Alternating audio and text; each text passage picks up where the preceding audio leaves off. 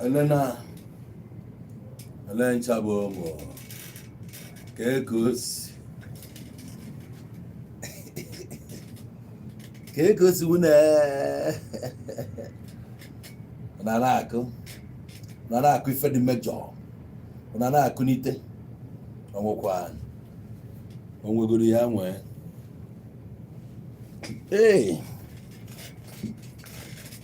akinede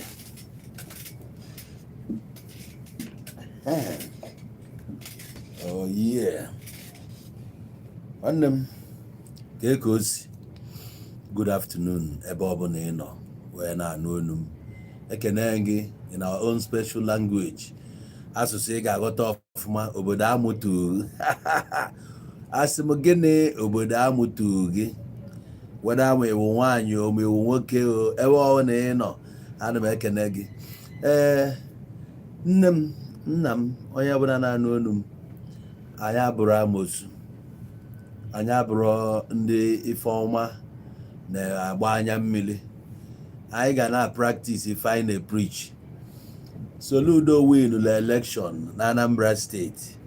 Ewepụtaben time send the earlier congratulations. Ya ka nsi ka wepụta taa bụ Saturday, roughly 1 week eji wee mesịa the election. I for ife ga na election, but this very election eme na Anambra State. Aga m asịkwa gị na o so na one of the best elections so far a contest in Anambra. Egbuwara mmadụ isi, wuruwuru adịrọ too much, and so on and so forth. That is to show that na anyị bụ ndị Igbo na we are heading somewhere. Na ọ ga-ete aka o jide njọ na ọ ga-adị mma. Nwa obele we shall get there. These electoral practices ọka nwee ka ọ dị ndị be anyị n'anya, mana ndị Tigbo zọgbue na ndị a niile iwọchị fụ na ha apụchabala n'ụzọ. Ndị be anyị na-anala education bụ that na young man mmalụ na ya nwere future fụlụ onwe ya n'anya ekwesịrọ ịbụ onye a ga-use wee na-azọ ballot box na-ezu ori na-eme ife dị aṅa. Ife anwa ifo in the past only the go to mgbagbu so many guys. Onwego ndị police gbara egbe, onwe ndị akụgbu on the process, many things man. So ọ bụ na ife ọlụọ victim onye akwụ ogo ụgwọ will not be there, and ọnwa anyị ga-anwụ ya nwa ama esoro gị wee nwụ ya. Ọkwụgo ogo ụgwọ ị na-alụ gị ego, imagine enyere gị 1 million naira na gị na this polling unit na ngwa ka enyere ya n'aka gị mee ka sure na deliver. Iwelụzia the money na-eke ụmụ nwaanyị 15 ego na-eme along the line abịa ebe a jide ego kụọ gị ife ma ọ mebe ife dadị anwụrụ. Agaghị akpọ onye a nyelụ gị ego a because onwe onye ma onye nyelụ gị the money. Party who exactly? Oge eji na-aka akụkọ ndị a niile nwugo. So I feel less of it na this very election eme na Anambra. Ọ dịrọ ka o si adị. The wuruwuru nke I notice this year adịrọ ka ndị anyị fụ na the previous time. So I was sick, I say Soludo, congratulations, ni winugo. Daalụ ife izọrọ ndọrọ ọchịchị, izọrọ chairman ụmụnna, izọrọ ọkpala ụmụnna, izọrọkwanụ president general ụmụnna. Ife izọrọ bụ ndọrọ ọchịchị nke metụtala obodo niile dị iche iche no under Anambra State, which na create that avenue and opportunity for everybody a contest as long as it is registered amalu in a particular political party fair wepụta to represent them. Unyego nkwado ọbụla ị need ka e bịa contest ya against the incumbent bụ Professor Chukwuma Charles Soludo aka Nwamgbafọ. So nyanwazi na onwe ya ọ dụrụ anya na onye ga-achụpụta nwe ebe a onye ga-agbachi ike. Onye contest ndị contest against America, there are many, over 10 people. So at the end of the day, o nwere many things o ji wee win. O ji power of incumbency, o jikwa apụga, as a party na-achị the state since some time, and again o nwere influence lobby gasịa ndị ọ ga-lobby ma ife ọbụla o mee ka ya finish, and some people na Anambra fear that na no need kwu one more tenor ka o wee complete ye ọrụ ọma ọ na-alụ based on na ama bụ onye ga-abịa next ka ọrụ ya ga-adị na ọrụ ya nwere ike bụ worse than nke ọ lụrụ alụ. Asị oke ka ha manage this devil famalụ na ọ ya adịkwanụ better than the angel fa na amaro. They couldn't stand the risk. Or if for men Anambra State, many people are saying back I tell you Soludo. Now I get n'anya na first 4 years in Soludo che Anambra State. N'anya na so many things may go na the state ever before Soludo apụta. Anyị abịara abịa. Anyị bụ ndị obodo. Anyị ma ala ife na-eme n'obodo anyị. Yatago. Enwere onye a ga-akọrọ akọrọ nekwa ka o si. A ga-akọrọ gị akọrọ nna. Ndị nne nọ na TikTok wee na-watch this program. Aga m like ọ bụ likes ya anyị nye anyị the likes anyị deserve. Nye anyị ya na o nwere ife ị ga-eji anyị eme. Tap tap tap tap tap tap tap ọ n'iru ebe ahụ.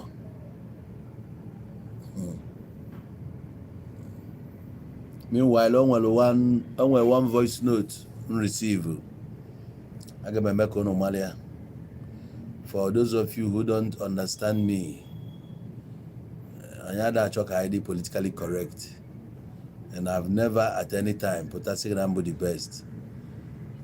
One thing ndị be anyị na-adị ezuzube. If you go quick how much them pay you, ọ na-adị pụta isi mmadụ how much them pay you, ego one ka akwụrụ ya ka ọ wee mee gịnị.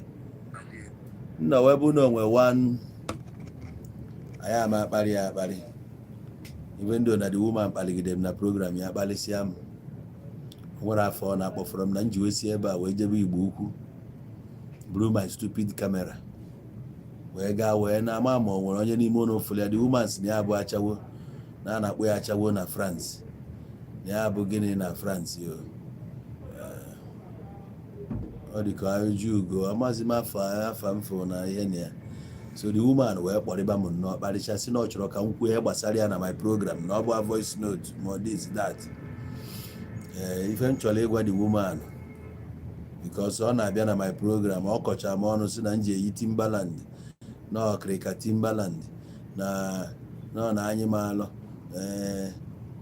na m bụ criminal na ọfụgị ya na ebe ọ bụ na akwụkwara na m ụgwọ na-akwụọ m ụgwọ mee wee mee nke a ma nwere ife nwaanyị a na-ekwufere ebe ọ na-akpalichi ya n'onwe ya.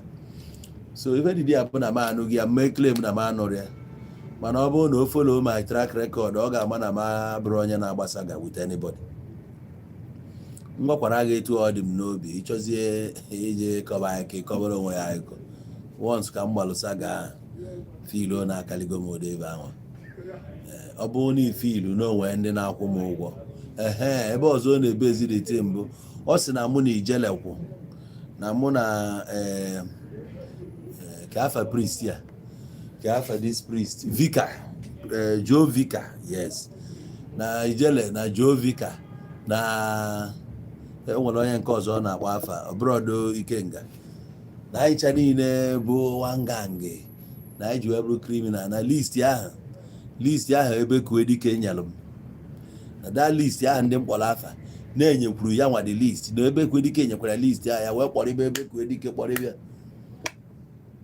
So because na ịkpọrịrị ya dịka agwa anyị ma ị narị refund ma ị nyere ya refund wee kpọrọ bịa ka because na-esoro nye m list ndị side ya ka m gbọọ the list ọ bụzie na nna ala ego, so ị nara ego wee welu the list. Meanwhile ọ bụrụ na ebe kue dike enye m list, ọ bụrụ na onye m list afa ndị egburu egbu dị open for mmadụ ije eje cheki ya malụ ma ọ na-atụ asị eche na ife ị ga-eme bụ na list afa niile ọ wekọtara n'ife niile a na ọ bụrụ eziokwu na egburo ndị egbu ma ọ na-egbu ndị a na egburo ndị a na ndị a nwụrụ onwefe ọnwụfa afọ ebe isi edibo nke ọ bụrụ na mmadụ wekọtara list ndị egburu egbu. Meanwhile anyị nwa na-ekwu ife anyị na-ekwu ya simply because of ife a na-enye anyị nsogbu. Yes, ị nwere ike ịkpọ m si ebe a bịa be Enugu bịa ka m rekọdụ ife without inye m ego. Ị chere mmiri ka m ji anya moto m? Ụfọdụ abịa do masị be nna gị inye anyị ego, ama na ide enye ha ego abi ọ ga-esi ebe o si wee jere wee bịa do masị dochaa masị na maka na ọ na-alụ ọrụ Chukwu nyanwa ya amanya ka na-abịa wee gbaa fuel dị na ya, o nwee chodan n'ụzọ oge eli nri nothing spend the whole day. Ọga m nke m nwe ị ga-akwụ m ụgwọ before m bịa. Yes, ọlụ m ka m na-alụ. Ọ bụrụ na m ada anala ego mma anọzi n'ọkụ na ego a ka m ji ego data ya bụ na ị na-afụ m wee na-apasị meseji, so a ga-akwụ m ụgwọ. Nchọ ije ọrụ obi ebele nje ụlọ onwe m ọrụ obi ebele, mfụ ife dị aṅa na m chọrọ ije nje rie onwe m, ma ọ bụrụ na gị nwa ka ị bịa kọntaktị ya m, you must pay me. Ka m mekwa ya ka ọ dị clear. Apart from onye na-anwụ anwụ, udo ya na onye a na-anwụ anwụ bịa meela anyị nke a, gbanye onye a n'ọkụ na nke a mụ nwe ada anaghị ego, ma ọ hụ na ọmụ bịa mee nke a ma nke ọzọ, you go pay me. How much them pay you? Ị na-edere bịa nso mụ na ya dọna na ọ bụ ihe a na-ekwu online. Ị bịa ngwa gị ego one nna, o nwee ego one nji eme MC, ana m eme MC, ọlụ a ka m na-alụ. Blogger na-asị na ọ daa na ego bụ which kind blogger ka ọ bụ? Oke nke nwa na bụrụ ọnụ blogger, so etinye n'anya n'ebe ị na-amarọ ife na-afụ gị ụfụ na-arụ bụ na m kwuru okwu ndị egburegbu, mana ofufe m ga-agwa ya bụ as long as ị nọ na France ahụ wee na-ala ka ife a na-eme na aba ya otu esi eme. Be nna gị ezinụlọ be nna gị ya emecha dị etu a Ọsụmogo na Ọsụ na ụmụ obodo niile adị. Ọ dịghị ya na ọfịa tochiri ebe a, ọfịa ga-eto na be nna gị spiritually. Ka ịghọta ife ọ dị ka ya odogwu tara afụfụ nụta ndị nwunye nwee ezinụlọ ịhapụ bịa gbaa ọsọ jee kwanye na be mmadụ. Ị ga-emecha mara ife ọ dị ka ya, ọ mere n'izu omenọnwa abụzie na ikwuo ya ọ bụrụ na anyị bụ kriminal bụ na m kwuru na ndị nfụrụ afa ha nwụrụ anwụ ya na-ewe gị iwe ya ka m ji wee bụrụ kriminal.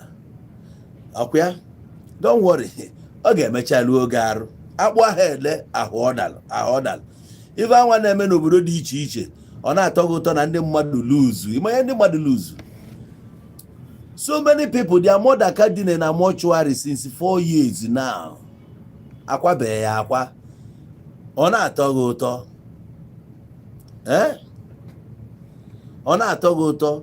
Somebody's mother is lying in the mortuary for 4 years and you are happy about it. So many people will event if I could see me go, but they couldn't do it. You know why? Because of insecurity. Nobody wants to take that risk. Crossing that Kangwa Gezioku for many years, Okumeji Imo State. Since 2021, I know cross Imo State. Imo State Angel, Teba Aka Angel Omaha, Cabdo Angel or ya, or Teba Aka, because nobody knows you to go in. When you open up on that side, if you are not my weapon or men, I know they come. All because of this thing. So two and see boss, so many people see now boss on a camera. About is no ben nago just say guy like here. So for the fact they never want. If they not support okay lugar. It's a bro issue of how much they pay me. How come go? You know come go bro go bala. A bro no can support ebe a na-egbu mmadụ ma ebe a na ya ka ejikwa m ụgwọ fine. Man if you go kwa if I them pay you how much them pay you if abala na ayo no ncha niile. Ebe ko edike mụ na ya na m na-afụbeda anya ma onye ọba akpọrigo nya na my na onwego voice note ya dị ebe a mbọsị mmadụ o nwere na-send m that thing ya nwasị na eme accuse na mụ na ala ego na ndị otu Simon ekpe akwụrụ m ụgwọ mee wee sị na Simon bụ a very good the good one. Ihe abụrụ ebe ihe ụnụ dị mma ya bụ akwụrụ ụgwọ how much them pay you. Ihe slogan ndị IPOB and all the very very ama m ka m mesi wee tie ya ifelu unu na-eme m ide use garị ụmụ nka nke okwu a akwụrụ ya ụgwọ ọwụrụ na-eme nka akwụrụ ya ụgwọ ọwụrụ na-eme nka. Ụfọdụ ya sịghị maka ego Facebook ọ bụ ego nna gị. Facebook ụmụnna gị chọpụtara ya. Onye fụ ebe o si eri nri ya ribenu nri, o wee nochiri gị ebe ahụ ị nọ na France na-agbụrụ achawo gị according to you. Esi na-achawo ka ị na-agba gbụrụ ebe achawo gị. Mana nwaanyị ifugokwa nwaanyị ọbụla any woman ọbụla na-apụta n'iru akwụkwọ ma ọ dịrị izi ịda akpọrị nwoke mmadụ na-akpọrị dibịa ụlọ na-akpụghị ọnụ no regard for ụmụ nwoke. Such a woman bụ a shameless woman, anọ ifele ka ọ bụ nyere ezinụlọ o si na ya pụta both ebebe nna ya na ebe a na-anụ ya. Most of them ada nọ na di. Very useless set of people. Nwaanyị ọbụla ga-apụta n'iru akwụkwọ ụwa niile zu Anambra na Imo na Enugu na ya ife eji wee malụ ga-abụrụ ya bịa ebe ụmụ nwoke nọ ikikado anya. Such woman na ala Igbo ada regard a na-afụ ya asa akwụna akwụna. Nwaanyị ọbụla nwere ike pụta n'iru akwụkwọ na-enwero shame tebetecha pụta na-ekwu okwu anyhow. Such a woman dị useless. Onye na-abanye na be the woman ga-apụta with shame. Ị na-alịazi na-akọjoin with such person. Apụta n'iru akụkọ ṅaṅaṅaṅụ that woman onye ahụ enwe isi. Nwaanyị ọbụla nwee sense, nwaanyị ọbụla azụrụ azụ no dey fit talk in the public. Kpọọ nna gị jụọ ya ife a nna gwa. Nwaanyị ọbụla azụrụ ọfụma si n'ezinụlọ ọma ihe no dey fit talk in the public. Okwu ya karịghị exhaustion ọbịa onye ọrụ ndụmọdụ kwuo okwu ka nwa mmadụ na-akpughe ma olu ha na nke ekekado na-akpọrị ndị mmadụ na-aba ka gịnị. Who be you kwana ịbụ nwaanyị na-etukwu anyụ mamịrị emesịkwa ihe eje dina na nwoke arịgoro gị n'elu.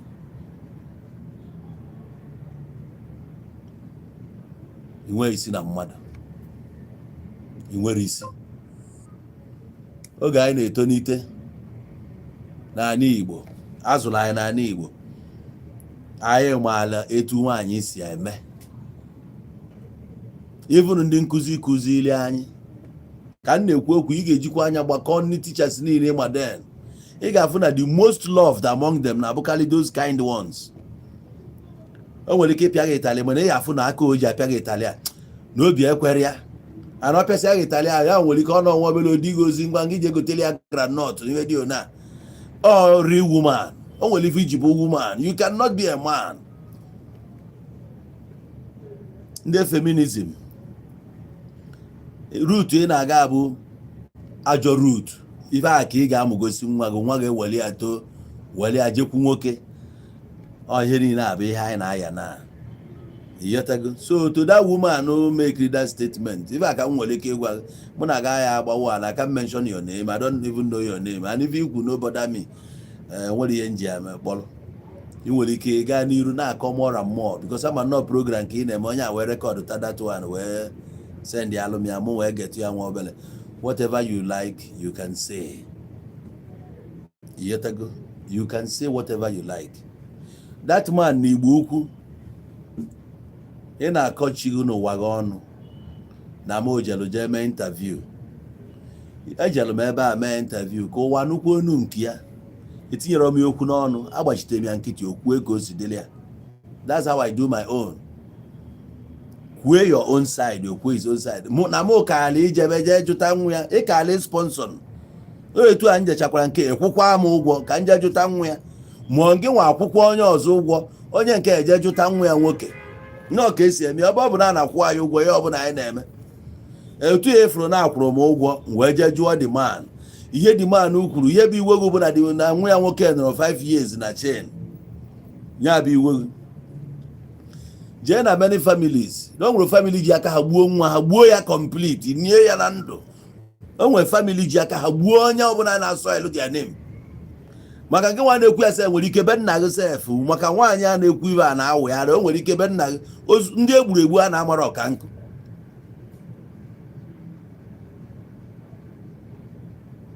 Mana ya amụta nwa na-agba mkpụrụ mmiri nke bụ nwaanyị na-eme ha ma ofu nwanne gị ya na-agba mkpụrụ mmiri na-ebi ajọ ndụ ka ife ilo ya nwa obere ka ịma ka o si adị. Many ladies nọ na America taa na-ebe akwa ụmụnne ha nwee dị useless most of ife afụfụ a na-ata bụ n'isi ụmụnne ha ka ọ na-ana a na-eweta report nke ka njọ anọkọtasị na-akpọrọ ha na police kpọrọ ha na ha jiri oyi ịma ka ọ na-adị a na-akpọghị for wrong things nwa gị mee ma nwanne gị na-eme. O nwere mgbe ihe na-emeruo nwoke ebinie eme ihe o ji bụrụ nwoke. Mbọsị vidiyo ya pụta kwa mmadụ mere dị vidiyo postu onye ọbụla akwụla ọtọ condemn the man, condemn ya completely.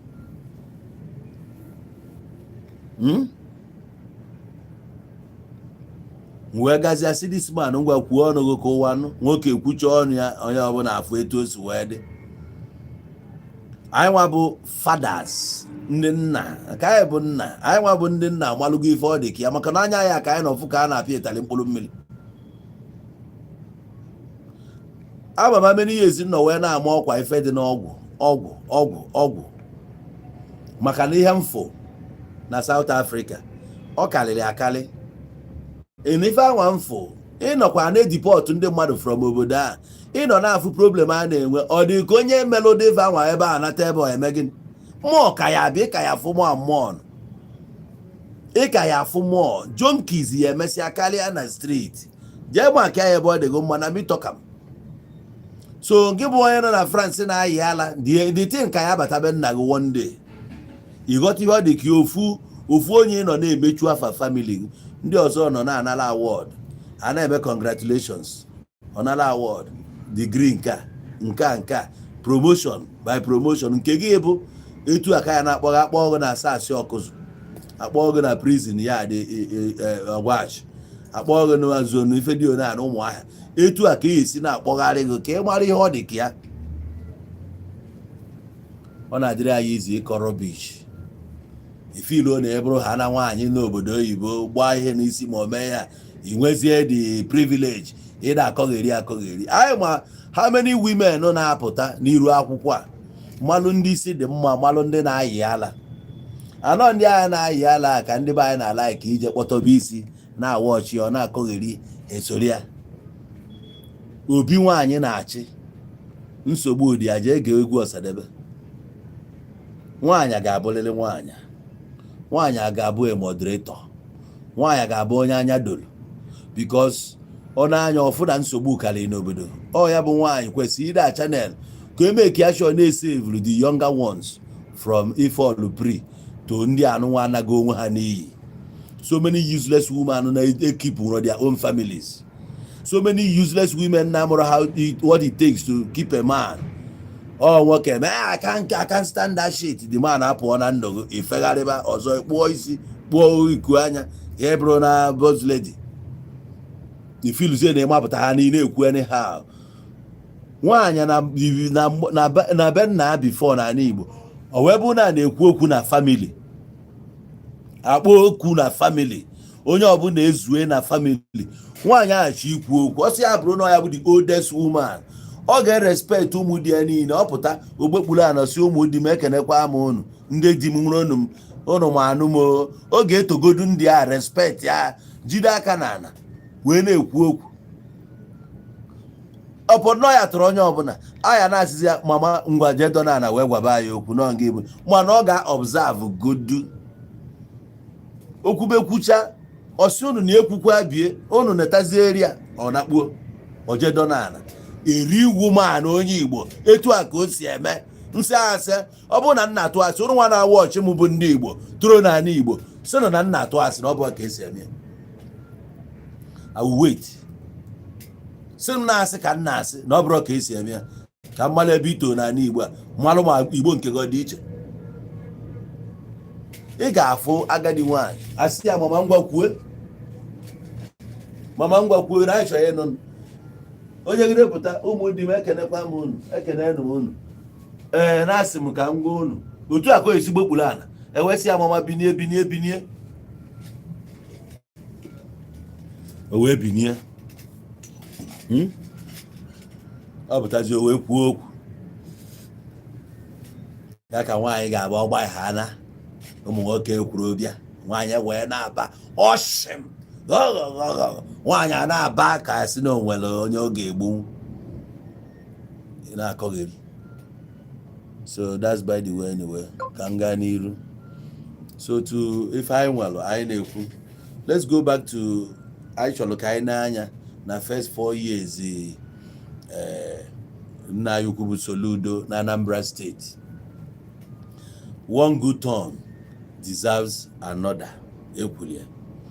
The only thing actually but nothing but the best. So all the time saying I find they criticize the governor. Ojiri Abolo that we hate him. No. And I hate it. Onye Abona where his own style of onye performance Onye Abona can never be one.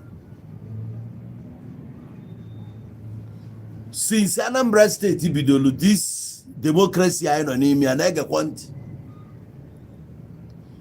my zone, my local government, but the first, it test that leadership, 1999. I don't want anything to show for it, nothing. And you get mad because of it, no ways. I got only blame one night, never. Because the time I were Chichi, development adịbe ụdị anya awalụkịta adịbe ihe niile ka nọ n'isi ihe a na-eme mgbe a bụ politics of tigbuo zọgbue oge a ka e nwere godfatherism a ka eji wee kpọpụta Dr. Chinwoke Mbadinuju ka ọ bịa bụrụ gọvanọ. The man was a principal. Ọbịa chi Anambra State, but his years as a governor faced too many challenges from godfathers ya. Enyere ya chance ka ọchịchị ya etu ndị akịta si enjoy ọchịchị etu a Soludo si wee bụrụ absolute ọdụrọ mgbe a oge anwa before ị ga-commission project a ga-akpị akpa, before anything ị ga-award anything a ga-akpị akpa, ego one bụ allocation ị na-enweta, revenue ị na-enweta ebe ego one ịgbakọ teachers na ndị niile ya akwụ ụgwọ ma pensioners ihe niile. Oge ndị a welụsịa ego fa as godfathers efu na ife nwere ezu ọdụ gị iji execute any project. O megidere jibe ndị nkụzi ụgwọ. These godfathers they don't care. This man wee megide wee dịka asị na ọma ihe a na-ekwu in administrative works. Nwoke anọgide ebe a nọgide ebe a nọcha. Onwe oge ọkali the man na-agba ọsọ gbanakwulu Emeka ọfọ a na Rift ka abịa nyere ya aka. Enwere ezigbo battle then na Anambra. So anyị nwa bụ ihe ala local government anyị enjoy the dividends of democracy as at 1999 to 2003. The ọchịchị wee si n'aka anyị wee pụọ fa wee bulia wee naba alọ wee genye ya Dr. Chris Nwabeze Ngige OON ọnwa feweli anyị okwefa nkwa eduo ya n'iyi na alụsị akpụ ya je na Ọkịja eduo ya na alụsị Ọkịja. From there, before you know it, ha na Ngige bido kwaba the thing. The same people kpọpụtala onye a, the same people kwa ndị bụ ụba ọ bụkwa Ifeanyị ụba, nke a bụ Chris ụba nya bụ godfather mgbe a nwanne onye Andy ụba. Ha na Ngige wee bidokwa achịrịkwa akwụ ụgha na wee mee change na eme nka ife a ka emegidekwa megide fa na Ngige kwagide ya kidnap ọnya so kpọọ ya abduction welu nwoke n'ọfịs ya nwe ya ghọta ya na-eme na Anambra. The man were opportunity ya mgbe eji enwe kwanta chọọ ka o gote obi ndị Anambra o wee bido wee na-alụ ụzọ everywhere na Anambra wee naba befe a na-akpọ alọ London. Ife ọlụ na alọ ka ejikwa alọ London jee na alọ ka efu na alọ ma mma ọta iji everywhere obi ụsọ nwe bụ at least no nwere ebe ị ga-abịa na Anambra alụ ọnya lụsie enyi ike. At the same time ka e nwere onye a na-akpọ Dem Veji Etiaba nya bụ vice Peter Obi mgbe Peter Obi win that election. mana oge emelu Peter Obi impeach after ka Ngigepo ya restore Peter Obi ka ọchịbe ọchịchị ya emesi mee ya impeach. Dem Vejie Aba bụ the governor, first woman governor na Nigeria. Nwaanyị a wee wọọdụ bụ ụzọ aghala na wọọdụ ụzọ ọchọ ka ọ taidigodu Nnewi side be fani before I restore kwa Peter Obi. Peter Obi o mee gịnị? O jekwara agụlụ lụkwa agụlụ lụọ agụlụ tekụrụta everywhere. Ọ ma mma. Delta State, the previous governor enwe o jelu befa agbọ lụọ agbọ lụsi agbọ ike taidi agbọ ịbatakwa agbọ ị ga-efilukwe ọka ọ dị. Anambra State a na-ezonu governorship ezonu oje side ya ndị achịsịa 8 years oga side ya ndị achịa 8 years oga side ya ndị achịa. So by the time ọ nọ na side nke a chịrọ 8 years 4 years ka anyị che o wee bụ na emesịrị ya ọdịte na ana Agụleri efu ka esi buli abu na ya Agụleri o si agụlụ naba agụlụ nke eri elu ebe anwa anya kịta ndị Anambra East na West na ndị anya melụm ọchịchị a na side befa Obianọ wee shia 8 years taidikwe side befa taidikwe side a e finishie dị ọlụ si ebe a wee na isu ọfịa nwa Mgbafọ banye. So nwa Mgbafọ banye na taidikwe agụ ata Ekwulọbịa anyị na-afụ aka ya na-afụ ihe dịdị ya. I like ya. All the very very good. Ọ bụzi anọ culture ka anyị maintain the culture. Onye ọbụla balụn nya try ya side befa awa make ya chọ n'ọlụlụ ya lụsie enyi ike kpọkịrịkpọ lụka anya ọfụma ka anyị malụ na ọ ga-emegide ya zone niile a emegide ya before you know it ba anya ama mma. Mana o nwezi one thing o nwee ife nchọrọ ịyọ gọvanọ Anambra ka anyị na-asị gị congratulations. Ịmana onye ọbụla ga-ericha nke ya pending ka isi agba egwu na anyị nwa bụ ndị izizi test detain. Anyị nọ n'akwa ọ ya ka m ji ebe akwa niile a nna ebe esi m ebe a wee gaba uli lue n'uli wee gosi ụzọ a na-ara aga ụzọ a jọgbuo onwe ya orie n'isi mmadụ one ma one ụzọ connect uli boys na uli girls ụzọ anwa gara obodo dị iche iche nweze. Now ife a bụ one amongst many.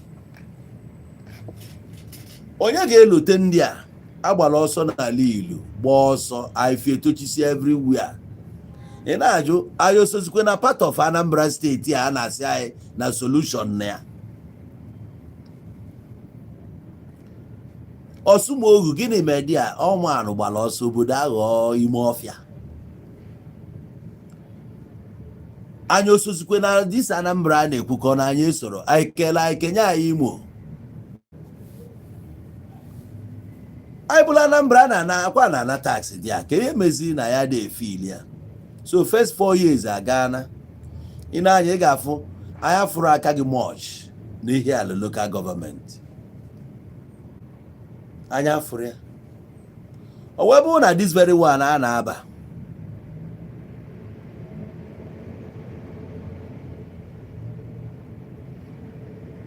Okay, Augusta George Odum, I will come to that your comment. This very one a na-aba anyị na-agwakwa na ị ga-echetakwa anyị o. Atụrụ gị vote ị bịalụ chụọ nta vote inweta vote atụnyere gị akwụkwọ dị ya ị ga-echeta ndị that zone. Ị ga-echeta a na-atụnyere nga ọka na-atụnyere nwenyi. Alright, geenụ ntị na o nwere statement bịalụ Augusta George Odum si stop addressing women in that manner. You are too disrespectful. If you have issue with any particular woman, address her directly. Okay? It's not about me. It's about the general populace. Society is in apụta. What is the vulnerable? enwere ills. Enwere okwu ị na-achọ treat not one person, because ị gagharịa everywhere n'anya ị ga-afụ na ihe na-agwa gị bụ ka ọ dị. Ụdị achawo enweta enwere ya before. Gị nwa na-asị nwe problem with one woman, nwaanyị ga-eji nwe problem with the woman. Amamonye ọ ife na-agwa ụmụ nwaanyị na-apụta n'iru akwụkwọ ka ọ na gị nwee ịda afụ ya n'iru akwụkwọ, ịda afụ ka ha si ekwu okwu. How do you want us to caution them? Ihe akpọ onye afa in particular. Ọ mmadụ niile na-apụta n'iru ebe a ka ịma ndị ga-afụ vidiyo echi, ndị na-apụtara n'iru akwụkwọ ịma ka ha si eme out there. Ụmụnna dị iche iche, efu bụ ebe nwaanyị na-ekechikọ onye ọbụla debe. Efu a family na-eje nwaanyị a na-anụ a na-ekechie nwoke debe, nwoke abụrụ zombi. Isi enwe problem with ofu onye, ife abụrụ na mmadụ dị disrespectful. Meanwhile, nwaanyị ọbụla na-eme ụdị na-akpa ụdị agwa ekwesịrị ka enye agwa eme address respectfully. O deserve ya. So I don't know why o ji wee na-afụ gị ụfụ n'arụ. Enwere other women n'ebe a, they didn't see this thing na-ekwu etu a. They didn't see it that way, but enwere reason iji afụ ya that way. Are you among those people? Were you raised in such environment? Ọ bụ na raised in such environment, ị ga-adị very toxic because nwere ike inwe any sane person grow under such women na-akawa anya kpụọ iku anya. Ọ ife a na-akpụ ya na Igbo asị na ọkpụrụ iku anya. Achawo bụ achawo. Nwaanyị ka n'obi adreesị onwe ya achawo. And many other people do like that. Kedu ka isi chọọ ka adreesị ya nwaanyị ya pụta n'iru akwụkwọ na-asị Igbo asịkwa na Igbo asịrọ? Kedu ka m ga-esi adreesị ya nwaanyị nwere ike irelease nudu nwaanyị ibie? Kedu ka m ga-esi adreesị nwaanyị ga-apụta na-akparị ụmụ nwoke? M ga-adreesị ya iche iche respectfully. Such adro. Embode ya adro. As you make your bed, so you lie on it. Ọ bụ na eche ekwari onwe gị ugwu ya bụọ gị ike kparịa gị. So ọ bụrụ na modi nwere ọka m say disrespect ụmụ nwaanyị. Enwere m a lot of women na-follow m. They hear my words, they hear my voice. Fast rogo na nna akpali fa akpali. Mana ọ bụ na ị present you onwe gị in that manner, ịgba na aga-akpali.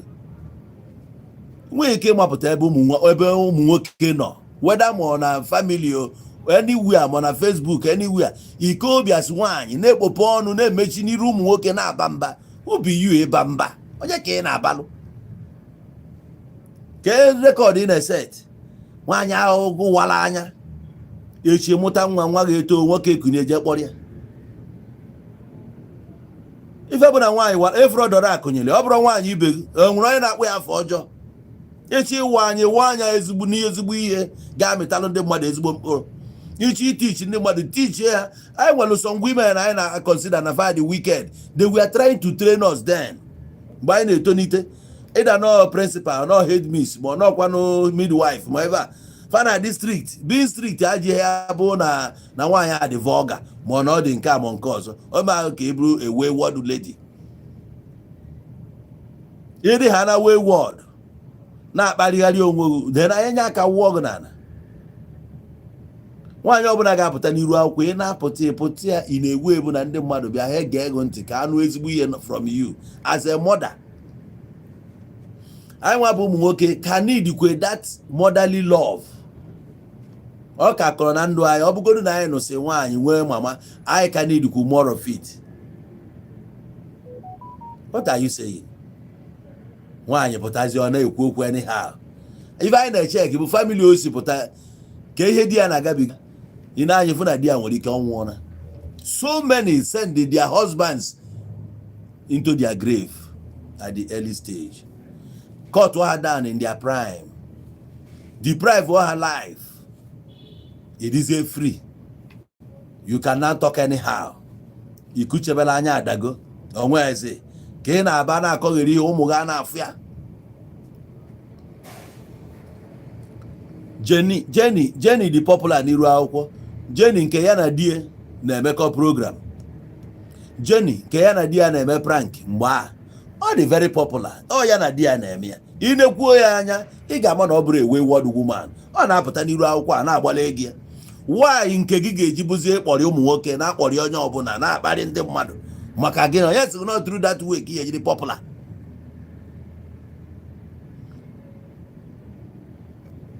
Okwu gị na mmadụ kwuru secret gbaa ya n'anwụ.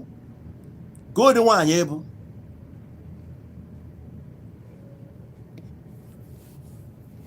Yeah, August, I'm still telling you, even now, but I show Adam and your wine their absolute respect.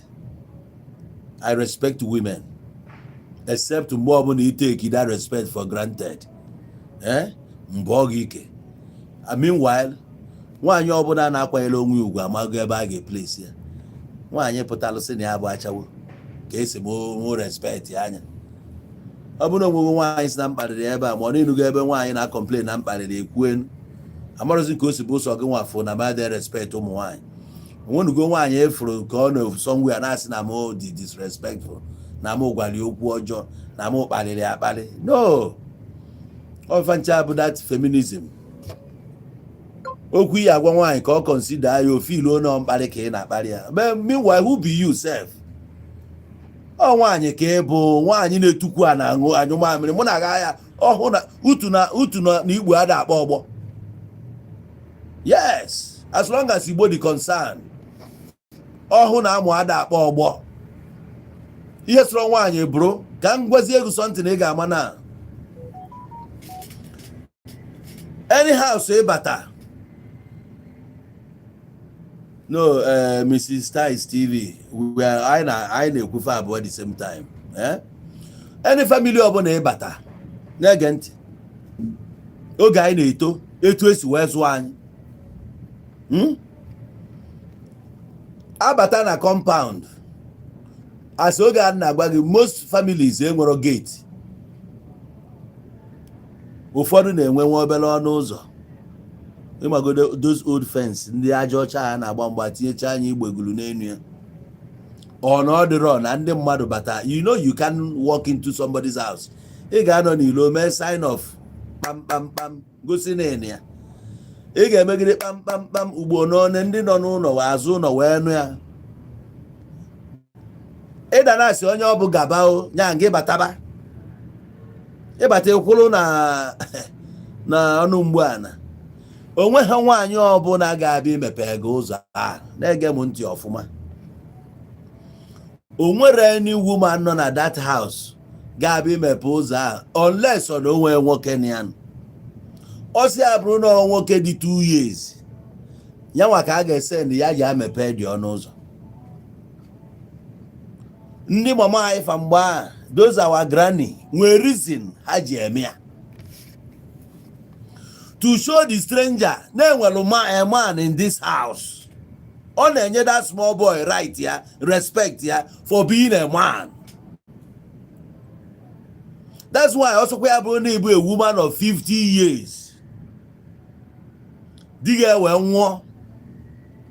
O wee lue to the point na ị ga-anwụrụ ọkụkọ ka ị chọọ onye ga na-enekodo gị anya.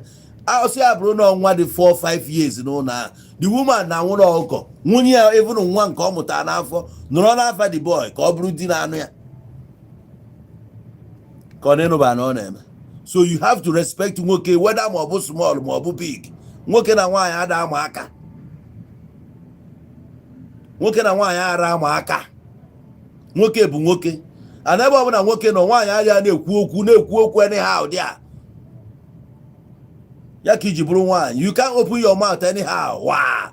Bụrụ n'iru akwụkwọ ebe anyị na-akparịgharị ndị mmadụ.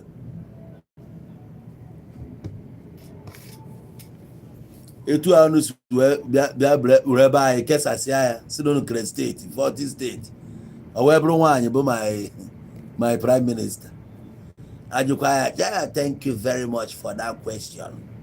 Ndị bụ nwaanyị. Ya bụ my deputy prime minister. You people are all jokes. Ibu a joke. Nwaanyị. Ka gbasara unu. Onye chọrọ efu fọtụ mmejisi ike kọwala ya ka ọ ya abụzi ka efu ebe isi efu ụlọ onwe gị. M ga-akọwalụ gị ọfụma ka ịghọta ya ka ịmalụ your stand in the society. As long as I bụ ndị Igbo, nwanne ife so gị ya gụọ akwụkwọ, ife so bie western life, ibisie nya dia, you cannot bring that your western life into an Igbo to ruin our culture. No, not possible. I will culture with tradition na an Igbo.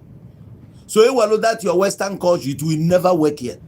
and ị ga-eweli ya on all of us ka anyị mee ya accept na nwaanyị nwere right ịpụta n'iru akwụkwọ na-akọpesị ịbụrụ ezigbo onye Igbo iche weela anyị wee ya na abroad ga ahụ ya na-anọ na France ya na-awegharị ya na-agbụrụ achawu ebe a ọ gbakọrọcha achawu ya mgbe ọ bata ebe a edebekwa ya ha place ọ n'anya ya ka anyị nọzi ihe a na-emebi na mmọnwụ a na-agba agba ka nwaanyị jekwuru mmọnwụ ya na mmọnwụ a na-eme tinye nọmba ihe niile emebibego mana ị nwere ike pụta iche na right wee nwe obodo ị ga-eji jekwa ka ije duzuzuo datin mmọnwụ wee pịajaa gị that place pịajaa gị mmọnwụ a na-agba agba n'ala Igbo a na-enyekwa mmadụ nwaanyị opportunity ịbakwa mmọnwụ maka nwaanyị na-aba mmọnwụ. So ka anyị na-anya na Mrs. Ties TV o mere comment say that is true but some men overdo. I once was with a guy who told me he can never listen to a woman's advice or opinion no matter how good it is. I ended it because that kind of man will be so autocratic. Yes. No, a man ekwesịghị say na ga-ewenata advice from any woman.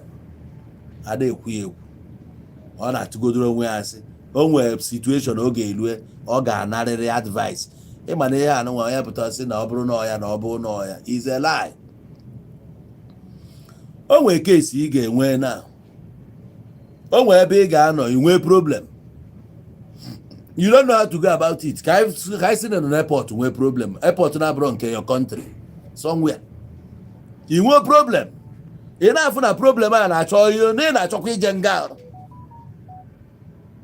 as at that time ị nwere ike isi na nwa nwaanyị ya enye gị advice that woman ị na-ene anya na kanta ihe ọbụla ọ na-agwa gị ị na-ege ihe ọbụla ọ sị gị mee ị na-eme ya ozugbo mgbe ya bụrụ na isi ebe a hapụ na olubeghị arụ. This life believe that's why I'm my program. Most times I don't dwell on the trending stuffs. Life so a man not saying that he can never take an advice from any woman. He's lying to himself. When the chips are down, okay, take care. So where we no go take her from where? I'm gonna one them where oh yeah, well a woman from that family who's in the talk regard.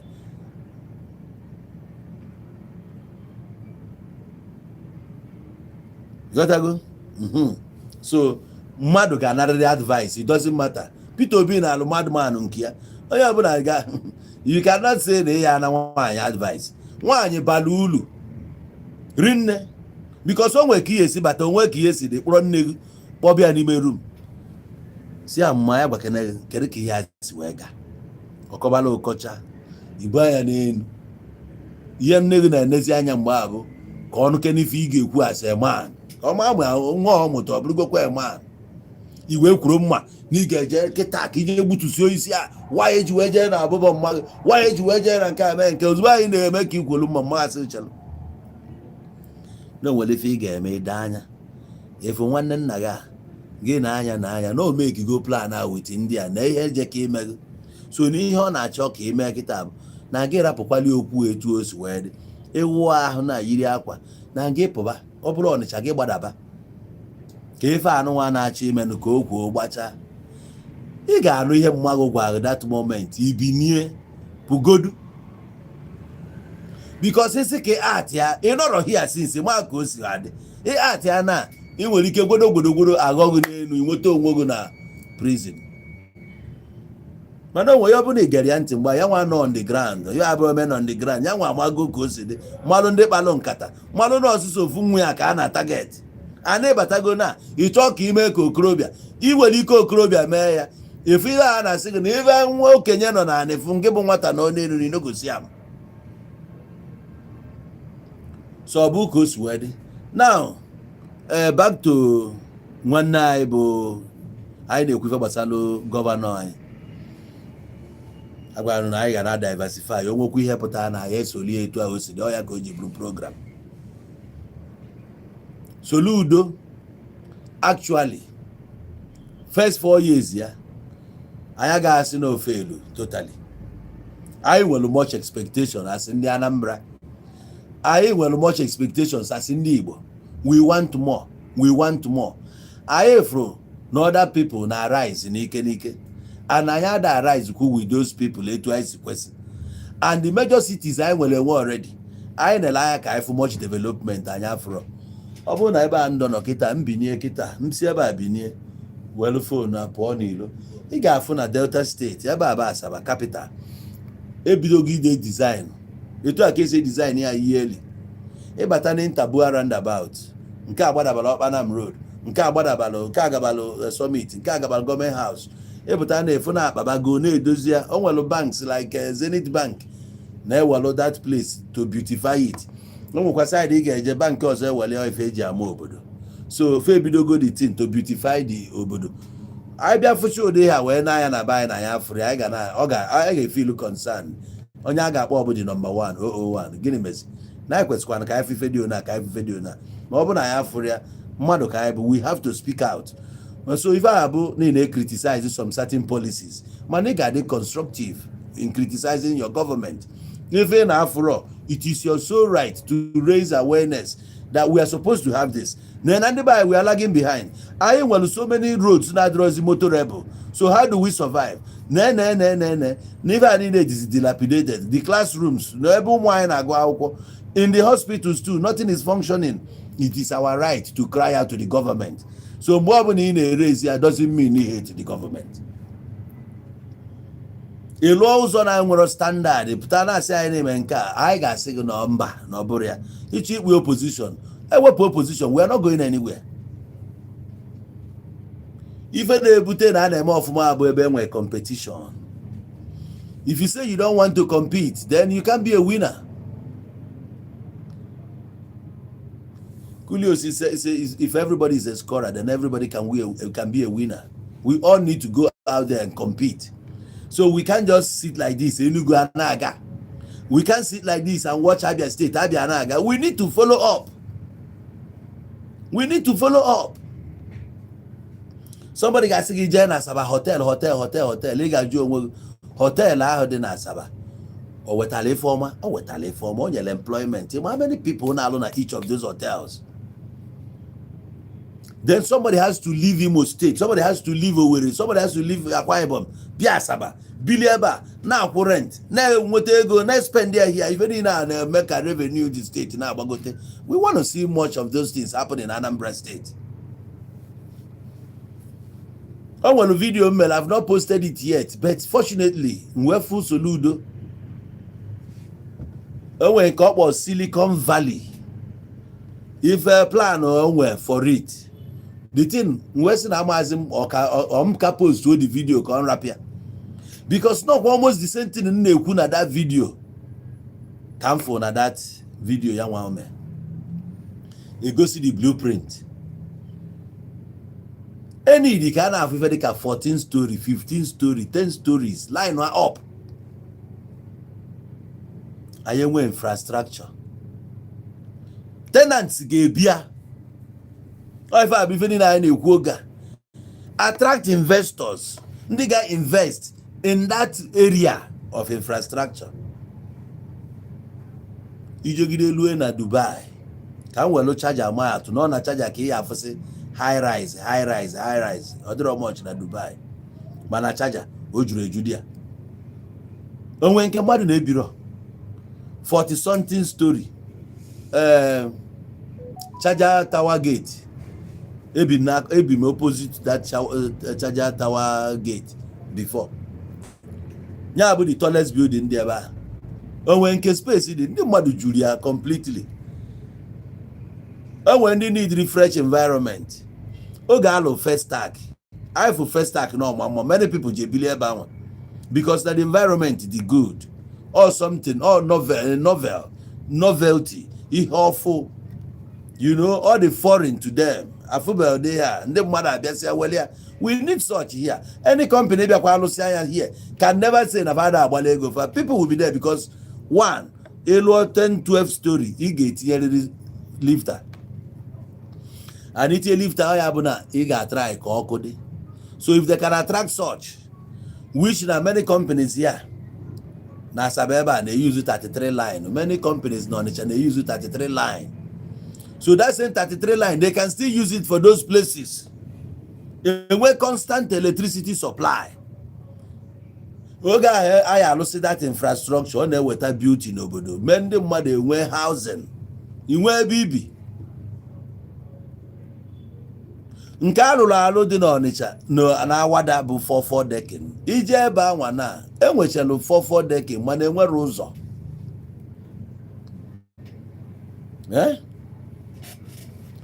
Enwere ụzọ ebe ahụ. Ije na Awada ifife na-ekwu. Those places are line 4-4 decking ekwesịrị ka ete dị ụzọ ete.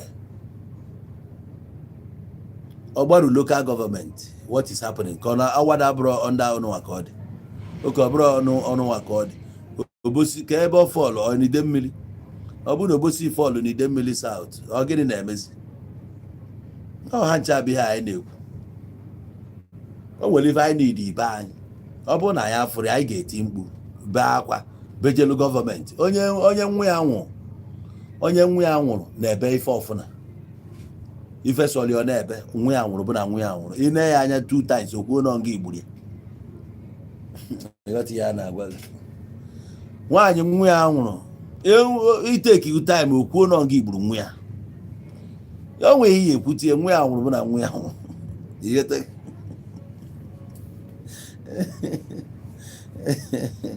Sote aka ọ dị anyị nwa bụ ndị ihe ala, ihe anyị fụrụ anya na-ebe ihe nwụrụ na be anyị ka nkụ. Be anyị ka eji merezi emume Golgota, ebe mkpokọrọ isi ijegide ruo na be ndị mmadụ n'ime ọhịa dịcha n'obodo a, ifusia okpokọrọ isi ndị mmadụ, ndị egburu egbu dị a, ndị mmadụ agba ọsọ, be anyị ghọọ Golgota. Ọ na be anyị na-ebe akwa isi anyị ebe na-akwa. Ihe anyị fụ ka anyị ga-agwa Soludo, onye ka ị chọrọ ka anyị gwa? Anyị nwe gọvanọ ọzọ ọrịa na-alụ Ekwulọbịa, ọbịbịa ọ na-alụ na Ekwulọbịa alụọ ya n'ihi ala, gịnị ga-eme?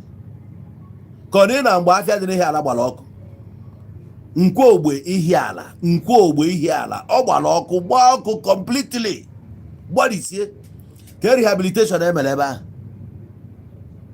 Ọ ife ị ga-echeki na ya enweghịzi dị afịa na ha, so we need to cry out.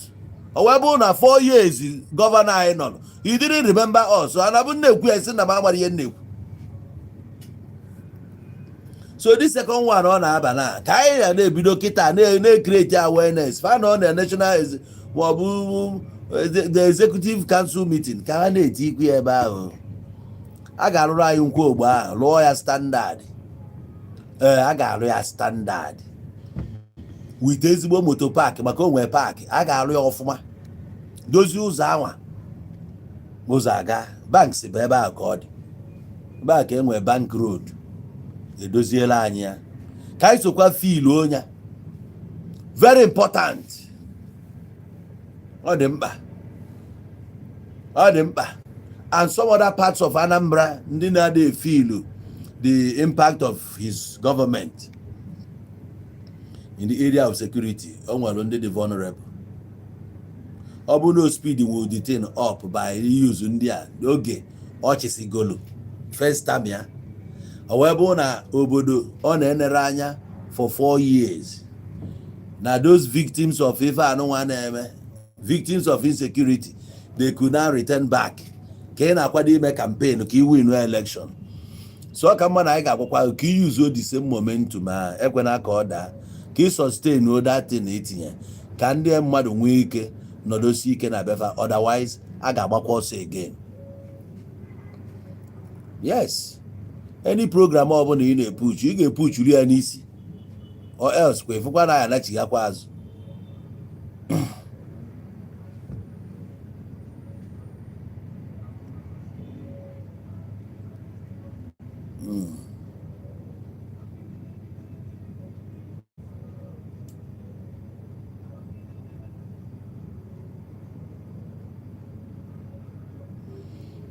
Okay, see that very soon a woman will become.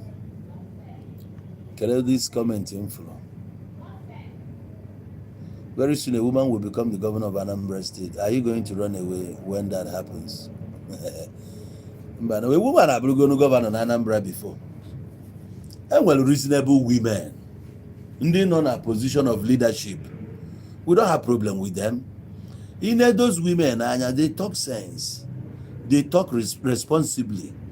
And when they talk with regards, knowing fully well that they represent the family, a family, not even one. They represent the both families where she was coming from and where she's married to.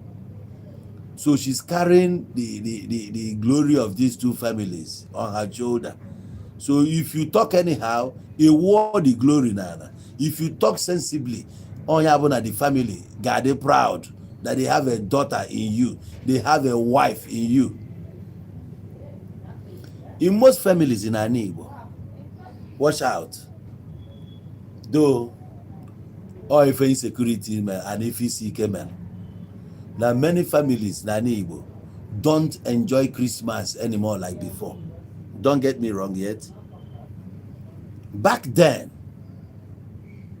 Owetaka 23, 22, 21st of December, 21st, 22nd, 23rd of December, many families are not China. First of all, they send the wives and their children. They send the afa kafana godun or Christmas. They are going there to tidy up the compound, wash the dishes, do the dishes and wash their clothes, tidy everywhere. Before papa ga-abata, mgbe ụfọdụ papa ha ncha na ayịrị nata ụmụ boy finichizie fa chinata ki ọ na-awụkwanụ mgbe ụfọdụ dozi ụmụ boy na-anata ọ bụ ndị bi Aba ma ndị bi Ọnịcha fụ na fa na-esi n'ụlọ na-aga afịa azụsị afịa mgbede fa anatakwa na village. So people were enjoying the village. Now ife njire wegotelu ya bụ na o were dị significant about it. Ọ bụrụ na ị na-anya ị ga-afụ na most women in those families a na-anụfa mgbe ụfọdụ fa na-select one of their wives no ya ga na-esili fa nri fa na-enjoy nri ya well fa na like ka fa ncha yiri pụa onwe ka ị ya anata your own wife ị ga na-afụkarị nwunye gị na ụmụnne gị na-ayịgharị chelu na ị ga-anụ something taa. Sorry, ka mbonye AC ọkụ na-eje ebe a.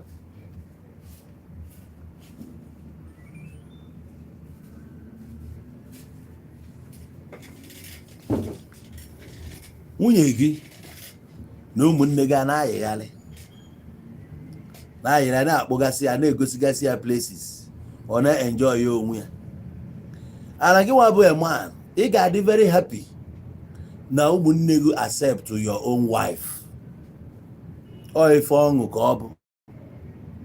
mama gị will be proud of your wife. Onwe ihe ọbụla a na-ekwu ọnwa anụ ka mmadụ na-achị ikwu aba. A family na-eje anụchitelu nwaanyị ọgụ n'ebe o ji iku mmiri na-emelụ nke a mee nke a. Ọnọbụrụ nwaanyị dị ya. Ọnọbụrụ nwaanyị. If quality o possess, people ndị mmadụ na-vouch for ya nwa. Kwechiri love anya na-enye ya ife na-egonye ya ife ọ pụta afịa na-egonye ya ife ọ chọgodo ịga ife ịma na be anyị a na-enye mkpọmaka nke a na-enye ya na-adị iche. Ụfọdụ na-ese ndị ụmụazị si wegalụ nwaanyị ya ife dị na love enwe for ya nwa because of etu o si akarị onwe ya. Ọ na-egosi na azụlị azụ o win heart ndị mmadụ mana o nwelu ndị bụ onugbu ịmalụ na azụrụ of azụ ndị nwere ile dị vulgar enwero respect for anybody. Ọ ga-adị ife izi ịkpọ nwaanyị ibefe amosu, ọ ga-adị ife izi ịkpọ nwaanyị ibefe achawo. Nwaanyị na-akpọ nwaanyị ibi ya achawo ka ife ihe ekwu about such a woman ọ jọgburu onwe ya.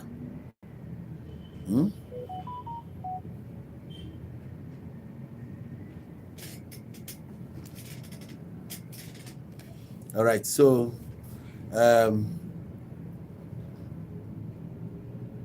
yeah, I see you, I greet you.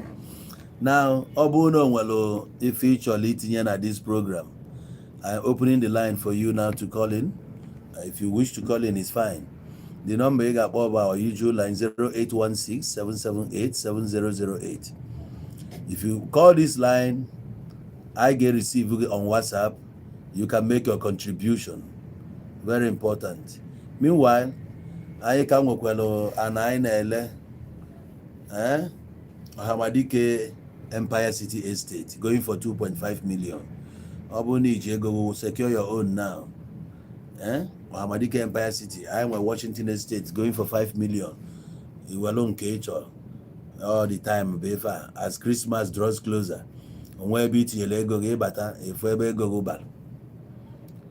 I will send the other one neck and move for the LAC nab, send the logo, move for the LAC nab. You can buy, you can acquire from us. And where any matter did there. Washington Estate going for 5M. We show Hamadike Empire City Estate 2.5 million. Where Cholia? Obone Cholia, EG number to reach me. What's going on with Okwa? The NEPA. Kediyo. Who's got 33 line on?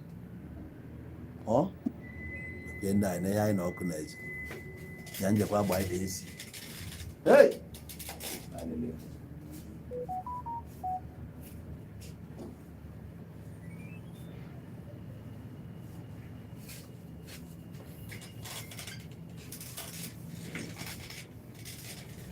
So that's that. Anyway, Governor tried in the area no Jero Biego.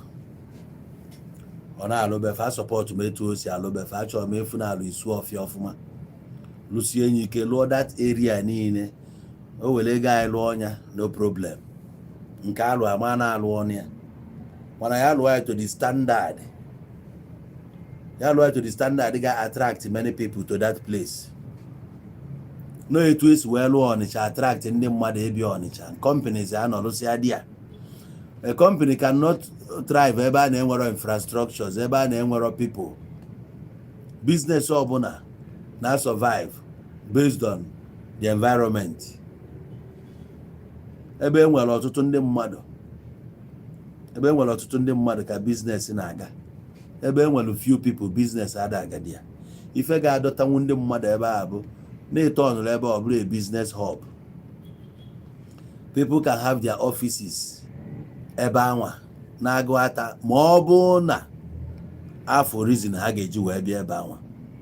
Etu a gọọmenti na-adịkwanụ mma anọkata ebulu ofu ihe buga ya n'ofu area ka dat na attract ya ndị mmadụ ka ndị mmadụ nwee ike biri ebe anwa. Ihe bụ ọka o si dị. O nwere event ị ga-achọ ime. Ọ bụ na e nwere event center ebe a ị metinye nwe ebe a. Ịghọtago? Imagine na ị chọrọ ime wedding na iburu wedding je tinye na village. Ịbụ a very popular person, tinye wedding na village. Guests ga-abịa ebe ka ha ga-alarụ. Ebe ọ ije welu guests gị debe ha n'Owerri mana ị na-eme wedding na nwakọ ya. Ọ dị far na ị ga-edebi ebe ọ dị too closer. So those places na iweluzie ife dị mma je tinye ebe ahụ ọ ga-attract ndị mmadụ. 20 minutes, 25 minutes. You got to go.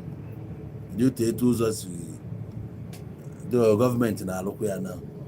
Ụzọ si government house gaba Ugboru. Ị na-anya ga-afụ na a na-edozi ya now. A na-agbakwu gota na ahụ ya. So ọ bụ na alụsị anya ana plan 5 na alụsị anya ga-etinye street light ogologo ụzọ. Ọ bụ na finish ya 20 minutes ka ya agba ya. Oh yeah. Ebe anwa ka enwelu Oshimili North Local Government Headquarters. Side enwere Oshimili South, side enwere Oshimili North, but not within Asaba Capital Territory. Abo God. Onwere ndị bi na Lagos, onwere ndị na-azụ afịa na Lagos Island mana fa bi na mainland. Coming from there to ebe a fa na-agbasikwa almost 40 minutes before they get home. But they feel yeah, you know. So here 20 minutes. About where you can your residential area and where you can tinye something that will attract people there. And we're going to be outside that tinye Kediva na where ba no one able to see container terminal, yes. And we're going to the terminal there. So if na Jinwayo na abia small there. So if you are interested in buying this land, don't hesitate to call me. And also, if you want to make your contributions in this program, you can as well call this number. I am 0816-778-7008, because I got any moment from now. So don't forget, I'm only here to congratulate the governor for his crucial win. Onye ya na contest, Monday ya na contest.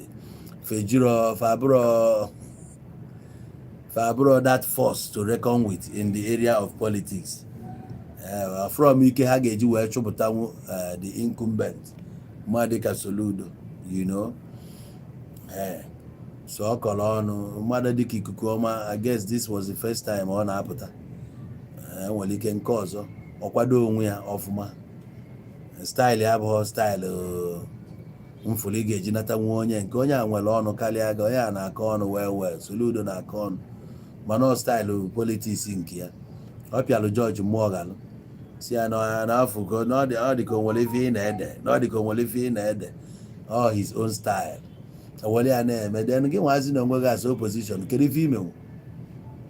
Campaign strategy gị dị weak, nwere ihe imenwu to show na need serious, ibe serious contender. Just n'ebu APC mkpụrụ na one ka ifụ analyze ego you could mobilize ebe dị iche iche. Asị na nna na onye a ji 200 votes ma 2,000 votes wee win. Amano the hotly contested ka bụ na na margin the gap the too wide. But abụrụ kwesịrị ebu. So congratulations once again to Mr. Governor, Your Excellency. Biko awụkwana anyị na second tenor ga that dream, that your Silicon Valley, I chọrọ ka I fear into reality. I chọrọ ka eme ya achieve. We want to see Anambra ka ọ nọrọ on top. Enugu na-agba anyị 700 north. Enugu nọ far. Enugu aga na fa anyị achọrọzi ka a na-agba anyị dị ebe abịa ekunikwe n'ike o na ka abasi binye aba ọ bụ na Ọnịcha binye otu Ọnịcha dị na ife anyị akụtu erika. Ekwesịghị inye Ọnịcha ezigbo attention. Ekote investors na Ọnịcha asala ọkụ. A na-apịa to common market ogologo ụzọ ahụ ma John Holt ihe a niile ogologo ụzọ ahụ gbadaba mkpele mmiri niile a ebe a kwesịrị ibugodo ezigbo anya. A ga-alụ ezigbo hotels ma bars n'ebe a bụ ebe kwesịrị na-ezu ike n'elu mmiri. Ije na Lekki Audio na Lagos Island ụgbọ a na-aga n'anyasị. Ndị na-eme biznes ha na-emere onwe ebe a na-akụ azụ n'anyasị. Ihe niile a na-eme ife niile a na-eme. If na life abatabagokwa, people can now come back and invest. Ije na Wally War, you go cry na. Go to Wally War and see for yourself. If an investment in the mmadụ mecha many years ago just no na-emezi ntipịa. Enweghị ọbọdụ so Wally War na anya side Omagana ka ogini. Yeah, side ebe a niile ụzọ ahụ isi ọzọ Magala na-aga iwe ka ụzọ ebe a ị na-anya fụgasịa ka ụnọ dị ebe a dị nothing new. Ọ ife ochie ụnọ alụsị 1980s ọ dịka ọ ka dị na-alụ taa mana ebe Asaba kịta new houses, new structures a na-akụri ndị ochie na-alụ ndị ọfụ. Ị na-eme expect ka ọ dị how many meters, how many minutes ka from Asaba to Onitsha, how many minutes? So why are we not competing? Why are we not competing? So government ka anyị na-anya ka fa attract ya investors ndị ga-enyekwa anyị moral, ndị ga-boost the economy of the state ka ife niile na-eme as commercial hub in the southeast. Anyị kwesịrị ife dị iche. Anyị kwesịrị ife dị iche. Anyị rafia. So ọ bụla ife m nwere ikwu about it. Thank you very much. You are once again welcome to be our governor for another 4 years.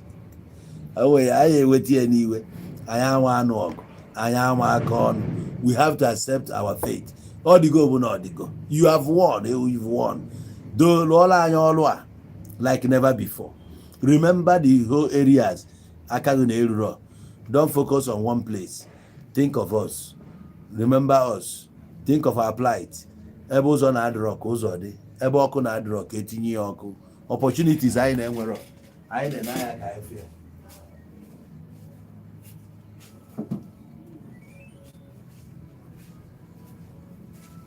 Let's remember the youth empowerment program. Can be serious with it. Onwegasị some things I na-eme na Anambra anyị na-afụ like human right. Anyị na-afụsịkwa ha n'iru akwụkwọ. If you obi na-abụ, anyị fụ ka o si handle gasị issues. No matter how long it take, we keep talking, but it keeps getting better. If you obi na-abụ, enyere all for women affairs and then what domestic, if I want to handle domestic violence issues, I want to handle it. I know the fact I actually phone. One day, onye ọzọ ga-abịa nwere ike bụrụ lawyer, enwere ike nọ na ya enwe na mobile court. N'ogbe anyị. Onye bụ na a na-agbago. A na-esetụgasị issue dị aṅa. A na-enwe decorum, ndị mmadụ na-amali ihe. Sensitization programs are na-aga etinye even ndị a niile at the same time. If you guys have some uniforms, people who came to educate you, even in your business places, even at your homes, in any gatherings, and then we guys see some certain things I know like parks. People are not in their park and now manage here, you pay. Going to know private parks, park must not be for motors alone. Rogeni Melia. Or private business, or Melia before. Balukwe home, which we want to see such things around. Actually, fear. So, Governor, Governor, I am not going all the time. You keep on others. If I know we have Sido, Gibiko, Abro Sido, no Gibiko. I the one you 4 years ago, you know, Idigo used to eat. I require more effort. I could see I know now. I said the result to go the excellent, but add more effort. Add the align you want effort. Also, any Goku sensitization. India code ni, and I need the orientation more. Do governor do ndị a na-eji aka odo akụjisi ndị mmadụ okwu enwere crime nwe offense ihe niile abụrụ onye committee offense abụ ife anyị eji ekụjisie ya ọkpa kụjisie ya aka na ndị otu ya o nwere ofe mmadụ ya eme magistrate nwere ike si na onye a ga-eme na ọ na-sentence onye a 1 week imprisonment okwu ebe onye ahụ ejesa abụọ 1 week enwere ike sentence gogo mana akwụọ na community service na ị ga-aza street for 1 week enyego portion ebe ị ga-aza and every morning ịzacha ya enwe ndị na-eme ya inspect ije n'ọfisi ije maakị ya na-ezacha na amaakị ya alụghị ya ị ga-azagide aza ya 1 week ịchọ ichuzu early pipe ichi na-efo n'otu 5 o'clock ije zaa ya ka ndị mmadụ rapụ ịma na ọngịnwa mana ya chọrọ ịma bụ na ị na-azị ya ịtafụ 1 week anyị need ịda afụgasị ụdị ife a ọ bụrụ sị na ọ bụ na onye kọmitiri ụdị ofensi a ọmaji ga-ekwu ọhọ ngịnwa n'ibu aka odo inekwuo ndị a bụ aka odo odikiri ngwo ndị a kọmitichagokwe ya ha na-achụgharịrị ndị ahụ mana ha ji ọkpa ha aga onwe onye ya akụọ ife a ọ bụrụ na eji ya agbagotego ịkụjie ya bones ya ka ị ya agwụ ya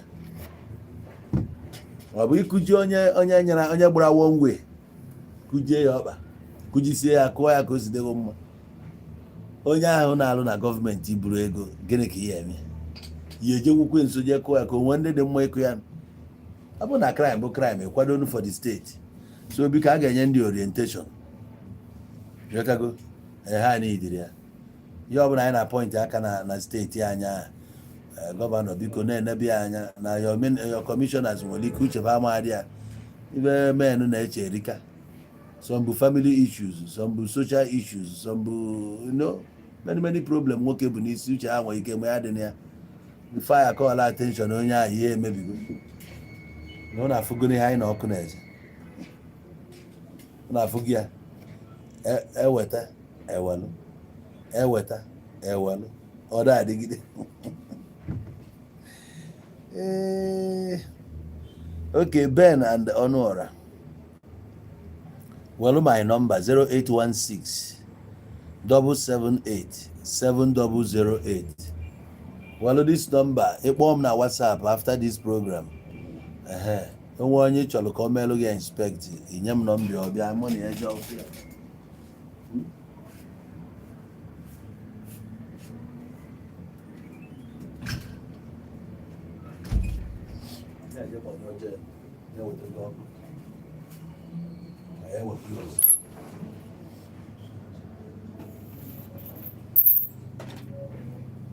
So, my dear, Babuko's word.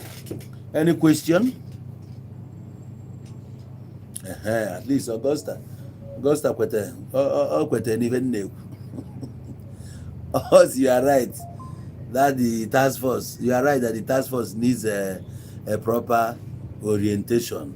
Far need that orientation because of their high-handedness, their rascality in discharging their duties. There's a way you approach people.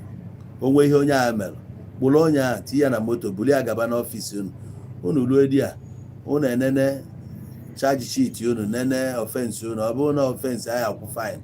Okwo fine ya na osi na onwere anye ya chance ya kpọ ndị ga-abịa ibe ya ndị abịa kwụọ the money ọ nabụrụ onwe ya akụnia anything akụnia eburukwe mmụọ somebody like me ịkụọ m that thing mma mark your face ịkụcha anya mụ akụọ my own time maka no go leave you nna achụgharị gị ihe ama na nna achụ ihe akụmụdị bụrụ gọọmenti even though no gọọmenti sendịrị gị ọrụ ma gọọmenti si gị kụọ m aka odo nna ị ga-anụ ụdị ọ bụ ọrụ ọbụla e nyere gị were yeah, I come that nonsense. And with my own right. You no go try that rubbish. Can onye na confirm and commit iji akuma code. Onye kuna kodo ki akum we correct everything. Oh, ko ya na accuse false accuse. Na me accuse cheno ya mere ya ma oburu ya mere. Mbo for double mistaken identity onye gini ayi. E pool ogu cheno onya. You na-eti na obo ogu na obo ogu. Onye before ya anu ya na akujisicha na ụfọdụ bụ mmadụ sendịrị ha dị ọrụ ha jere ejidere ya wee mee ihe ma nke nwa bụ onye na-ezuzu ezu na Anambra uche gị ya adị ya ọ bụ ọrụ ọbụla enyere gị walụ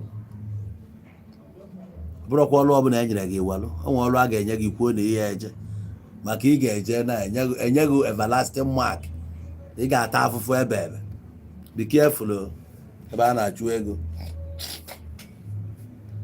a na-akụzi gị ihe ahụ na-enweta anyị n'ahụ mana mgbe ị na-akọmiti ihe na-akọmiti uche gị dị ya ka anyị na-ebi ndụ ka ndị nwee sensị. Ọ bụrụ na imeba travel ka efu ụzọ ị na-watch programs na-anụ ihe ndị mmadụ na-ekwu ndị mere travel ị ga-esigodo n'ọnụ ma na-amụrụ ife ọfụ ị na-watch DSTV na-afụgasị many things ọ na-ịchọ aka anyị nwee ụdị ya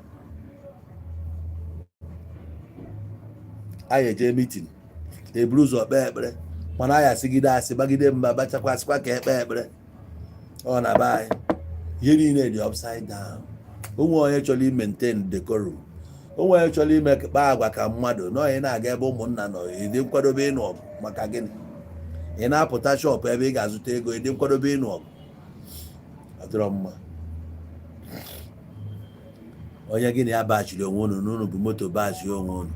Ihe m fụrụ na abroad na-abụ anụ ha na-agwa otu a onye ritu ọtụtụrụ fon ya mee kọl ịmala insurance company gị kpọọ ha na-eke o si dị ọ bụrụ na ị nwere ọ bụrụ na polisi kpọọ polisi na fon gị na onye enwe akụkọ polisi bịa ebe ahụ decide ya na ihe mere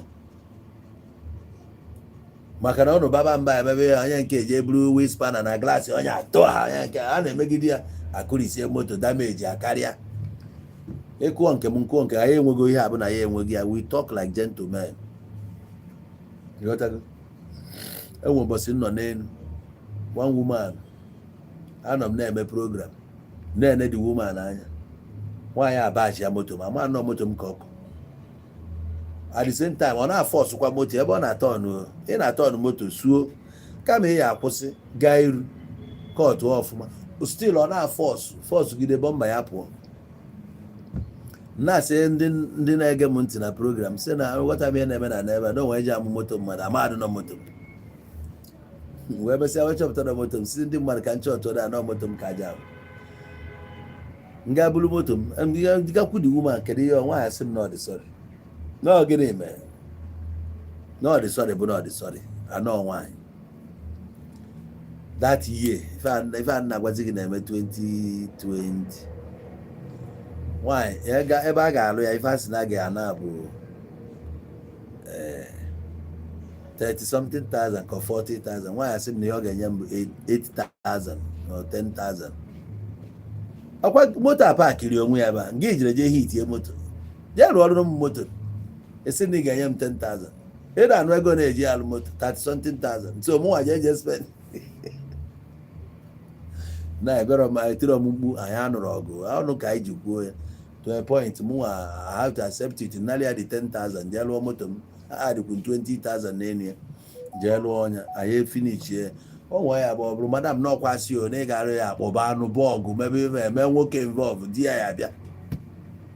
You know, sometimes I need either handle things like ndị ma ihe. We don't need government on that breathing down our neck to behave like normal people.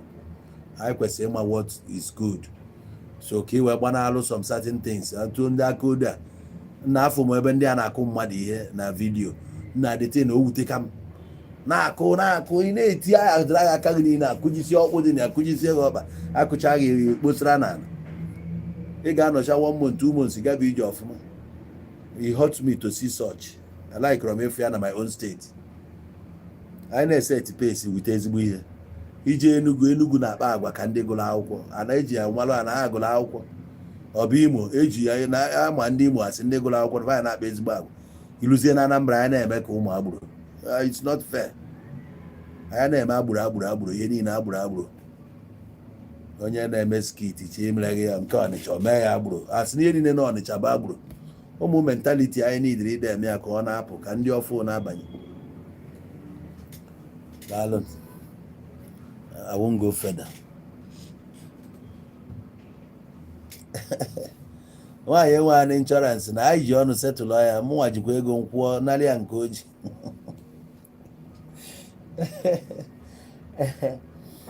With time ndị mmadụ amalụkwa the importance of insurance. Insurance alụba ọrụ. Akwụkwọ moto anyị bụchi insurance. Mana ịchọ ka ị nwee insurance ijezie gị na akpa. They will evaluate your car, your vehicle. Malụ how old your vehicle dị. Ha wee mara ego ọ na ị ga na-akwụ as premium. Ịghọtago? Ị na-akwụ your premium ka ọ ya bụ onwe ka o si dị you lay claims. Ịghọtago? Otu Nigeria si dị na anyị kwesịrị inwesi life insurance. Onye ọbụla kwesịrị inwe life insurance na Nigeria. Etu esi wee bịa educate anyị mepesi akaụntụ oge this commercial bank bidochalụ during the time of Obasanjo. Ifu can flow to bank everywhere. Some banks they fold like all states banks, Oceanic Bank, and then Sterling or many other banks then. And I just never person the mother account no. Yetago, you know, na big abiano no mepelo account, you know, na shop, abia mepe account. They flow to see their staff. Their staff is junior mafia na mepelo the mother account. If I didn't the mother very difficult before. All the people difficult to move away from their homes, go to the bank, and the process is not before they all analog. So how abia? You can open your bank app so that you can control your whatever through your phone. You don't need to come to the bank anymore. These days nobody goes to ATM like before. They might relies on POS. So almost sensitization and education is what we need, especially in the area of insurance. In this East now, onye ọbụla kwesịrị insure life here. Ka ọ ga-abụ onwe ihe mere n'ụzọ, the cover the insurance cover ọ ya cover godu akpati ozu onye a na transport onye a nye ya na funeral ife a ya emeri ya dadi ọ bụgodu na ife a ka ọ kọbatalụ ma tombstone a ga-eti ọ bụ na ụlọ achị iti tombstone ma ife dị ife a niile ga-adị ya eso na ego ị na-akwụfe every month which na ịgbakọ ego spend na mmanya ma ụmụ rọbish a na-emecha ibu asa enwere ike dị ya na your life enwere ike ọ bụrụ na every month na ị na-akwụ 50,000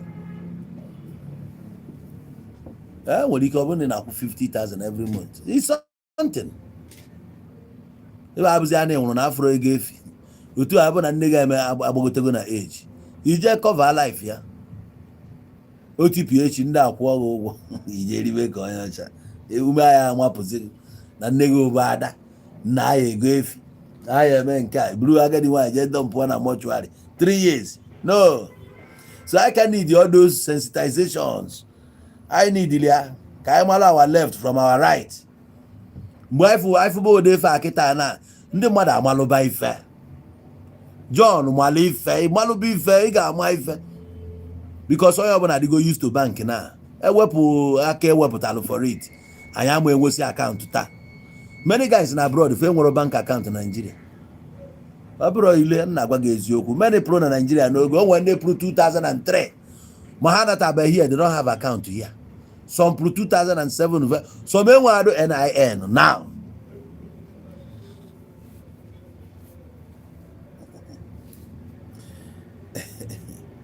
You get so many things they miss na ndụ anyị. Sometimes our people needs to be treated hardly because we are too stubborn. Of course, I is very, very stubborn. I get treat ya mana ka mma no magistrate ji aka ya decide anya. Man oyibo ka ị na-deal with than hapụ ndị tout iji aka ha wee decide ya a fate of a common man. Tout mana ọ ga-emebezi after nya casting abazie na dị ọrụ. Imagine ebe mmadụ ji ebulu egbe banye n'ime ahịa. Bulu egbe banye n'ime ahịa at the end of the day agbagbuo mmadụ 4 melụsịa ndị ọzọ arụ na Bright Street Ọnịcha ebe a. Ị nwere ọrụ enye touts ndị na-adịrọ well organized. Emere their brain evaluate ma amụ isi ọ dịkwafa mma. Some of them adịghị ejekwa test o. Ana mana ndị kwesịrị na handle affairs of ndị mmadụ a ga na-etest their blood amalụ ka ha si eje ana a ga na-akpọ ha na-eje na-echeki their psyche ma amasị isi ọ dịkwa ha mma na-echeki their mental stability, their mental health. a ga na-echeki all these things, you know. Onye nwere ike preside ma onye nwere ike ịda afụ na ndị mmadụ na-maintain decorum. Ọ bụrụ ya na-aṅụsị anwụrụ na-echọta ụbọchị ha na-eji agba ụbọchị anụ wee si Second Niger Bridge si Obosi na-anata ndị agba one way ọpọ na ha gbara one way ha nọ na high speed. Ha nọ one way ọkwa na high speed. Ha bụ ụmụ shuttle bus a bọbasị ọnụ ụzọ ya mere mmepe. Kedu mgbe a ga-eduketi ndị be anyị na-ekwesịrọ moto na-agba ọnụ ụzọ ya yelo ya?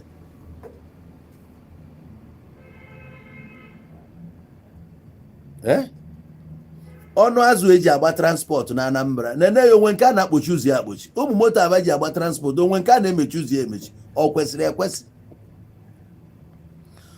Enwe mgbe ị etilive anya ọ bụrụ na ị ga-ebu kọndọktọ, your kọndọktọ ga-enwelili seat na this car. Ọ bụ ejejeje dọnọ na njini waa mmadụ ọkpa ọ bụzie na nwaanyị ọ bụrụ na nwoke na-esu ya ọkpa n'isi amụ. O nwere mgbe ya esuo ya ọ bụrụ na mamịrị na-akpabi amụ ya nwere ike kwụrụ ọtọ anebi anya na nna aka nke bụzi ka ọ na-eritụbara moto ọ bụrụ na amụghị ụkwụ ọtọ ifela na-eme ọbebe a na-emekwa ụmụ ụdị mamịrị ga-akpa agha amụghị ya kwụ ọtọ by force. Ilituzie keje nyụọ mamịrị ọ bụrụ na iyiri pantị nna ibe a dudo dị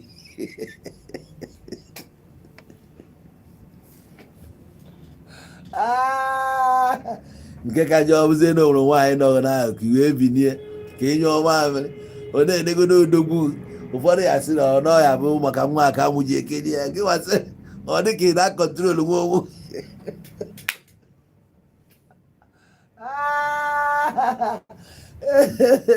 Ọ na-eme oge moto ihe aba like this mamịrị a na-akpaghị amụghị akwụrụ ọtọ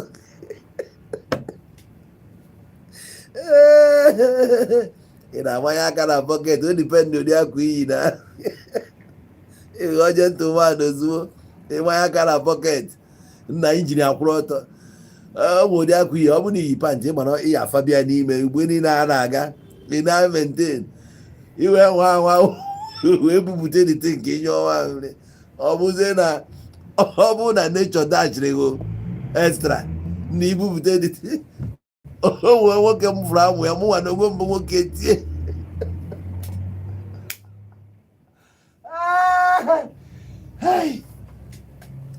izi gba n'obi bụ na adịtụ ihe a na-aba n'ahụ mmadụ the worst na-efukwana ndị na-ebu injinia ha na-ada epebe mpe na-ajụ nna nwaanyị a na-ebu ụdị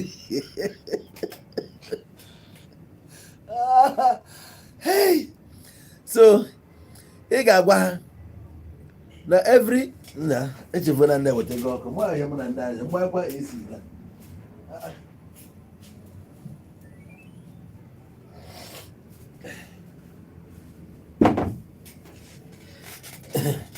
so onye ọbụla ga na ọnụ moto ọbụla na-agbana na mbere eti ya na ọnụ ụzọ ya eme mmechi onye chi ritu emepere ụzọ rituo ikpochie dị ụzọ eti fine ọnụ ụzọ aghela oge na ego ọ na ị ga-akwụ 10,000 amụta ha ikpochi ya kpochi ọ bụrụ one passenger ga-egbu and the motor of those vehicles ga-enwe number of people ha ga-ebu ọnụ azụ etu ọ dị ka sardine ekwesị ibukarị mmadụ ịtọ na raw ewepụta anya ga sanitize ya every sector no human beings bi na this society ka ụmụazị na-eto eto hapụ ịda afụ ụmụ rọbish ya ọ ya bụ na adịtị na-ada end anọ n'iru ụmụazị a na-ebi ndụ ka ndị si n'ime ọhịa ha tolitekwa ha na-eme ya na South Africa moto ha na-ebudu kọndọktọ transport ihe ha ji eme taxi bụ this quantum ka a na-akpọ ya Homa bus ya ka ha ji eme taxi ịbata na taxi rank ịmara ebe anwa moto unu na-adị unu akwụọ na line ị ga-anọ na queue ọga you can't just bịa mabanye ị ga-akwụ na queue mana ba ya na like ya na arọchị ịbata na rank ịkwụọ na queue weda ma bọs ụnọ na ya ma ọ nọ n'ọrịa bọs ụnọ anọgodo gị ụnụ ya nọ na queue na-eche ọbịa ụnụ na-aba ofu abacha the driver ewere aka ya kpochie dị ụzọ ọbanye gị nwa bụ onye nọ n'iru ga-anakọrọ ya ego anọ sọ one seat nọ n'iru ahụ sọ gị na ya anọ ọ bụ ha chief to sofu onye nke dị aṅụ nwere ike ya ọhụụ na ada ebu nọrọ n'iru ahụ a na-aga a na-anaka ego na line o nwee price ọ bụ agwa onye nke iche agwa onye nke iche gwa onye nke iche mba ọ bụ na ebe a na-ana 700 ọ mara ego na mmadụ ịtọ anọ ebe a bụ 2.1 na mmadụ ịtọ a 2.2 osi ọ na-achịkọ ego ọ gụchaa ya were akpaba driver setụlụ ndị a ga-enye chenji driver na-ejele onwe ebe ọ na-eje ihe elu ebe ị ga-alite ikwuo short right ma short left nye ebe ọ bụla enwe street ebe a ka ọ ya akwụsị ana ọchị ịkwụsị ọ gaghị akwụsị before the street no after the street ọ kwụsị ka ọ rapụ blọk ndị na-aba aba a na-ebife ka ndị nwee sens ọ kwụsị dị a ilituo ikpochikwe ụzọ ọ na-apụ apụ ụzọ ahụ mebie ije dozie nya ifu society ndị nwee sens ọ ndị ọcha tinyere ona ma ya mụta nwa ihe anyị wee amụta bụ Holy Ghost sintarikopopapa ya ka anyị na-ekwugheri ma ị ya amụta ihe ndị ọcha bụ ji ebi ndụ ọ na-agara ihe amụta ka esi akpa nsi gwọọ ọrụ mmadụ ọgwụ na amụ ya ya na-akwụzi ọtọ gwọọ ọrụ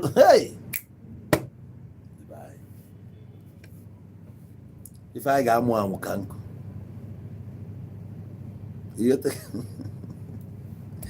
Imas fans na heaven abro we enje na heaven we ebe a na-akụgide aka chiefu a na-akụ aka na-eto n'ebe oluwa na m wee nwata ebe iji ito oluwa atoo onwe ya ntoo onwe m dị anyị hey gịnị so a ga-eduketi anyị ife gbasara insurance na anyị na-edili ya.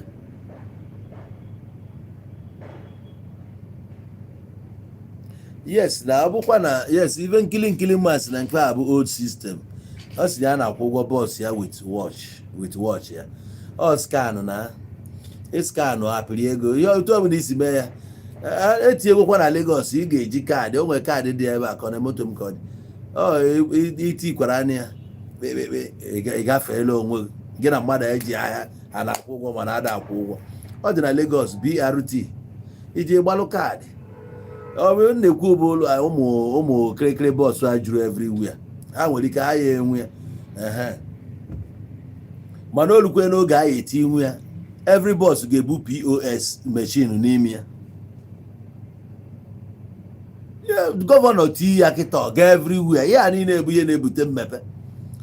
Ije na bank ọ bụrụ ope ha ebu ihu destiny nọrọ onye bata na moto inye ya detin o wee kwụọ ụgwọ ya kwụsị mgbagharị chenji. Onye ọbụla jidekwa chenji ya ababa mba. Emere maka destin kpọtuo some people before their destination nyarituo na moto na inwe chenji na-egwakwara ya jide chenji. Many things dị wrong here. A ga-emenwu ihe na-abanye dị ya ka kaadị gị banye. Ọ bụrụ na ijiri ihe onye nọ nso ya ka alụghị n'iji kaachị enye ya. Driver enwezi anything to do with catch. Ego niile ahụ dị na ihe na ya. O jegidekwa ruo na filling station chi gba fuel, o were kaadị anya agbagharị ya fuel, akwụsị ịda achịgharị akwụkwọ ego a na-achịgharị up and down. Anyị na-ene akwụkwọ ego ọ dị ka akwụkwọ kabeji igbo ahịfịa. Anya na-agbago Enugu steeti ji bustesia bọs. Ifu nnukwu bọs o butere ya ka o ji eme ụzọ dị ebe a ka ọ dị wide ka ọ baa ndị mmadụ. Nke anya bọọsụ ahụ ọ ya bịa nwe agbanwu na Anambra, kedu ụzọ ọ ga-agba? Ụzọ moto ahụ ọ ga-agbanwu bata Ọnịcha jee ruo na Bright Street jee tọọnụ ọ na main market pụtaba, ọ ya agbanwu Bida Road agbanwu Sokoto Road ka ebe ọ ga-agbanwu dị a fụna ha enwere search ka ihe a ga-eme introduce. Ekwesịrị itinye ego another system of transport busisi all this old this thing. Ebe a ka Innocent bata ihe a ka m gwa gọvanọ last time. Ebe a ka Innocent dị mkpa. Innocent construct ụlọ anyị vidio na anọ ya ka anyị chọrọ nọ nke ya aba n'ụzọ anyị efezie keke out. Ọ bụrụ na ya bụ keke ma ya bụrụ longer one a ga na-akpochi nke esi na mmiri na-ezo onye nọ n'ime ọ dị safe. Ọ baa onye na-anya anya ọ bụrụ na 8 passengers ka ọ na-ebu, ọ bụrụ na 8 passengers ka o wee na-akọva ego fuel ma maintenance of that thing. Ị ga-alụnwu ya aka na-eme keke import na-ebubata mana enwere manufacturer here ga-alụnwu the thing bụ ise ya ndị mmadụ etu esi ebunye ya ebe a na ibi regista na mmadụ na-anya ITC mmadụ na-anya Rivers Joy etu anụnwa ebupụta your own ọnọrọ under government ofu agency a na-ama na-eji ya ịlụpụta ya keke anụnwa apụọ n'ụzọ na-akọs nuisance.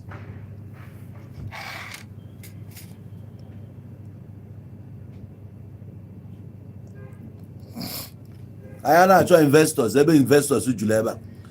Ego Innocent nke agbakọchara na GT Bank asị na-ewere ego a bank close odo ọ bụrụ chiazi were ya nwoke ezio na anwụ bank ụdị ego akpọrọ afọ ọ ka enyi into 2 wepụta 1 ọ ga-eme ya invest na Anambra State by transport line.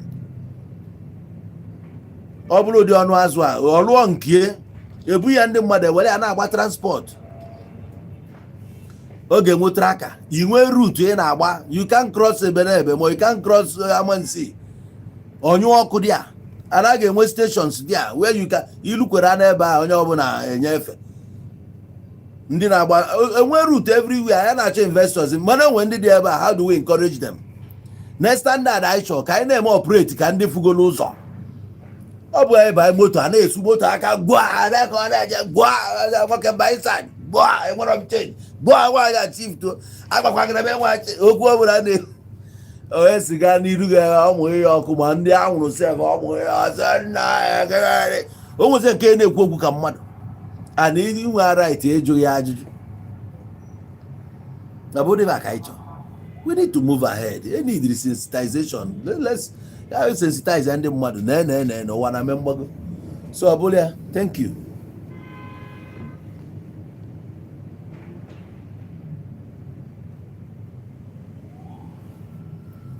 Okay, we take a question. Augusta George says, What happens to the incomes of the keke operators? The people will view such move as anti-people's policy. If ị ga-eme bụ ọ bụ na ị na-anya bụ keke efu na ya bụ city ka ị nọ na ya, ọ bụrụ onye ọbụla ga-anọ na city, ọ ka the policy na-adị.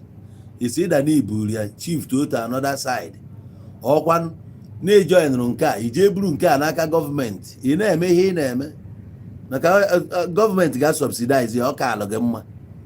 Keke nke ibu na-ebusi sọ mmadụ one, mmadụ ịtọ n'azụ, ofu onye anọrọ na-akụ driver, ọ dị mmadụ ịnọ. Ebunyeghị nke ga-ebu 8 people the same fuel iji wee nyaa nke ịtọ a ka ị ga-eji ya anya nke eni. Oge a chụrụ ndị ọkada, ndị ọkada a mesi jee buru keke, forget ya ọkada. Achụkwa ndị keke a kịta, ọ bụrụ chọta ụbọchị onye ọbụla eje buru, life goes on. A na-enwe challenge everywhere.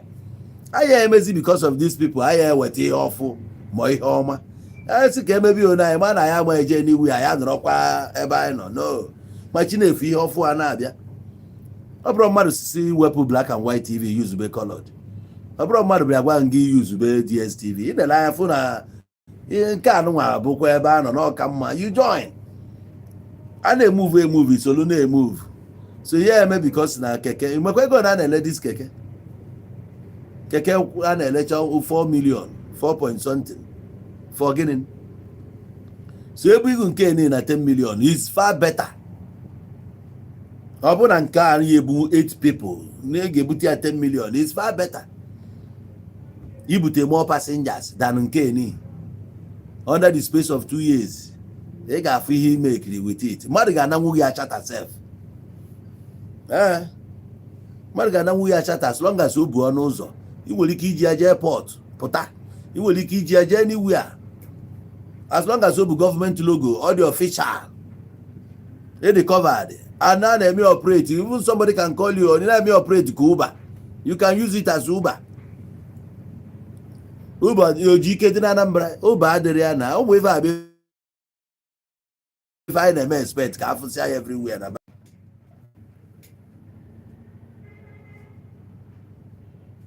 So Uncle Prince, you are really preaching live. The National Orientation Agency has a lot of. So any ha ka sensitize ba ndị mmadụ. Ha nwere ebu ụzọ wepụtasịa their own staff, ndị ga-adị ready to go to people. You need to come to people. You are the government now. Come to us. Educate us. Make anyị malụ. There are so many penalties anyị na-akwụ to government ignorantly. Ọ bụrụ na sensitize anyị ama na fall victim. Anyị ama bụ offenders. Which mana o nwere ebe ya bụ ọbụla na blacklist afọ anyị check asị na inwe na criminal record inwe nka. Mana ọ maka na enye anyị information. So government needs to come to us and talk to us, or TLI exhibition, TLI something, workshop. People are na eje dia na akọwalụ na sense anyị na-abịa ya fụ that na enwekwala opportunity. We can harness this and that in our society. You know? But they are draw. So we are calling on the government that have more to do this time around if they want to see us better than I did before, except of I did Western. So that I am anywhere I get you when they criticize any of their policies. They will just enact a policy, enforce it on us without even minding. They keep bending our necks. No. Let them sensitize us and meet us halfway. Yeah, let them meet us halfway. It makes a lot of sense in that way. Because I and fear being practiced and every other place where we reside. So we would like to see that also in our places. Chiefogo, we can't be lagging behind. A state like Anambra, no. I am a professor as a governor. So I know go on I got a point time. And you'll be picking them. Go away alone at this second term. Because we want to see more. Oliver Twist. We need some more. Right. Whew. One causes Anambra governor does not have the ability to bring development in Anambra. He cannot. I can not to this and I cannot to the colon. You never say never. I will try for this second time, tier 1 or 2 things. Just that now Ake are very slow. The truth when Ake are slow. His pattern were called. Man, how do you go garden now? We just have to make peace with it. Only to continue to, you know, to cry out, mount pressure, make our voices heard, place our cards on the table. This is how we want it. Meet us halfway. We have to talk. We can't just keep quiet. All right, thank you. Hey, my man. Our cities are not planned, unorganized state, of course. How plan only then, but now our plan only according to the civilization family. Far the short-sighted. Far more of the day like this will come when you begin to see big vehicles in our streets. You watch how the size of roads follow then. At the very tiny because never nanya mbabu 504 akankita Volvo. Yotago mobile motor VW 1300 mo bus one way na ndo tie damfo. So oge abia mobile quantum these big buses na ndo tie if odoga na the load is tiny. Even this highway see on Ijebe Lagos. Tanka na be ime onwefe overtake n'ụzọ bụ wahala. Ị na-eme travel iwefu na tanka chọrọ ma trailer chọrọ ka ọ gafee tanka. Ichili uche n'aka maka ayọ tutu nke a na ọkụ agba onye ọbụla. Ha ga-emegide onwe ha na. Why na-ada alụsapụ ụzọ eru? Now this is highway. What about our streets? Ka ife a na-eme. Ịma na ọ ga-eme many people affect. Now let's look at Enugu for example. Somewhere in Enugu ka mmadụ gosi. As a matter of fact, ebe a ka maka o nwere ọfịs ya n'Enugu. O wee bụrụ na bridge ga n'elu ụzọ galụ naanị. Ka na construct ụzọ wee lụzie ndị na-aga aga they had to bend again turn oje join ndị a wee jesi ebe ọzọ. Ụzọ kwesị isikwe n'okpuru gafee jee banyekwa because the politician nwere ụlọ dị a ka eji wee kwụsị dị ụzọ dị a. It doesn't make any sense. Achị ịlụ ọrụ si Lukodo na nke Soludo na Pialiko si Nnewi gaba Ọkịja. Oge o metụ side nke Inosi ndị mmadụ apụta na-eme gaga si no rapụrụ datin. Anytime development na-abịa ọ na-afụ ndị mmadụ ụfụ na-arụ mana alụsịa datin ị ga-afụ mmanya fulu ọba ịrapụ ndị banyere like ebulu ụlọ jee kwụbịa n'ọnụ ụzọ chefuo na time na-abịa oge ahụ achọ ka expand ada ụzọ o mega affect. You see? Ọ ga-emega affect. So iwelu n'oge gbaalụ the thing ọsọ. Ụzọ agabalụ Imo steeti ya aka ọkwa isi Anambra na-eje aka ọkwa. Ị ga-afụ na na-alụ dị ụzọ. Akụrisikwelu ihe ndị mmadụ that side. Na wide dị ụzọ na wide ya ka ọ batụ ndị mmadụ. Ọ bụrụ na ihe ama na emesịa ị na-edela ya ka eji n'oge. Even nke a na-eme kịta sef it's not even enough. Mana emegodu nke a we can manage.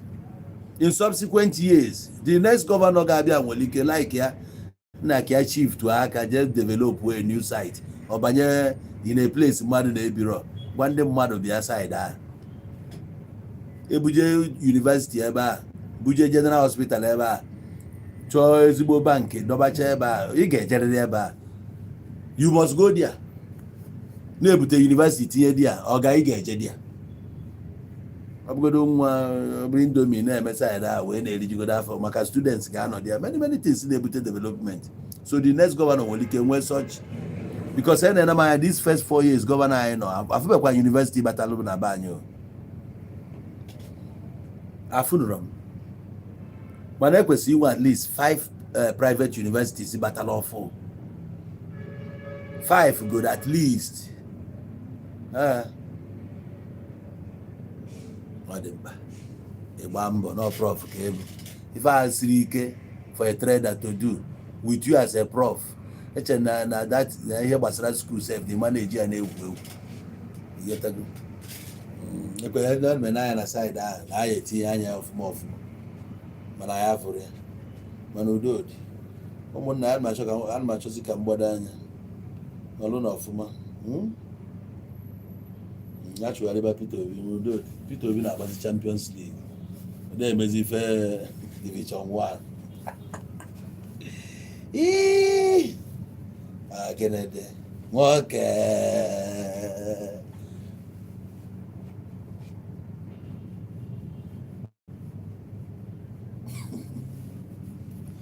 ukwu na-agba m egwu a Ukwu na-agba m egwu, ọ dị ka mma apịrị ya n'abalị ya.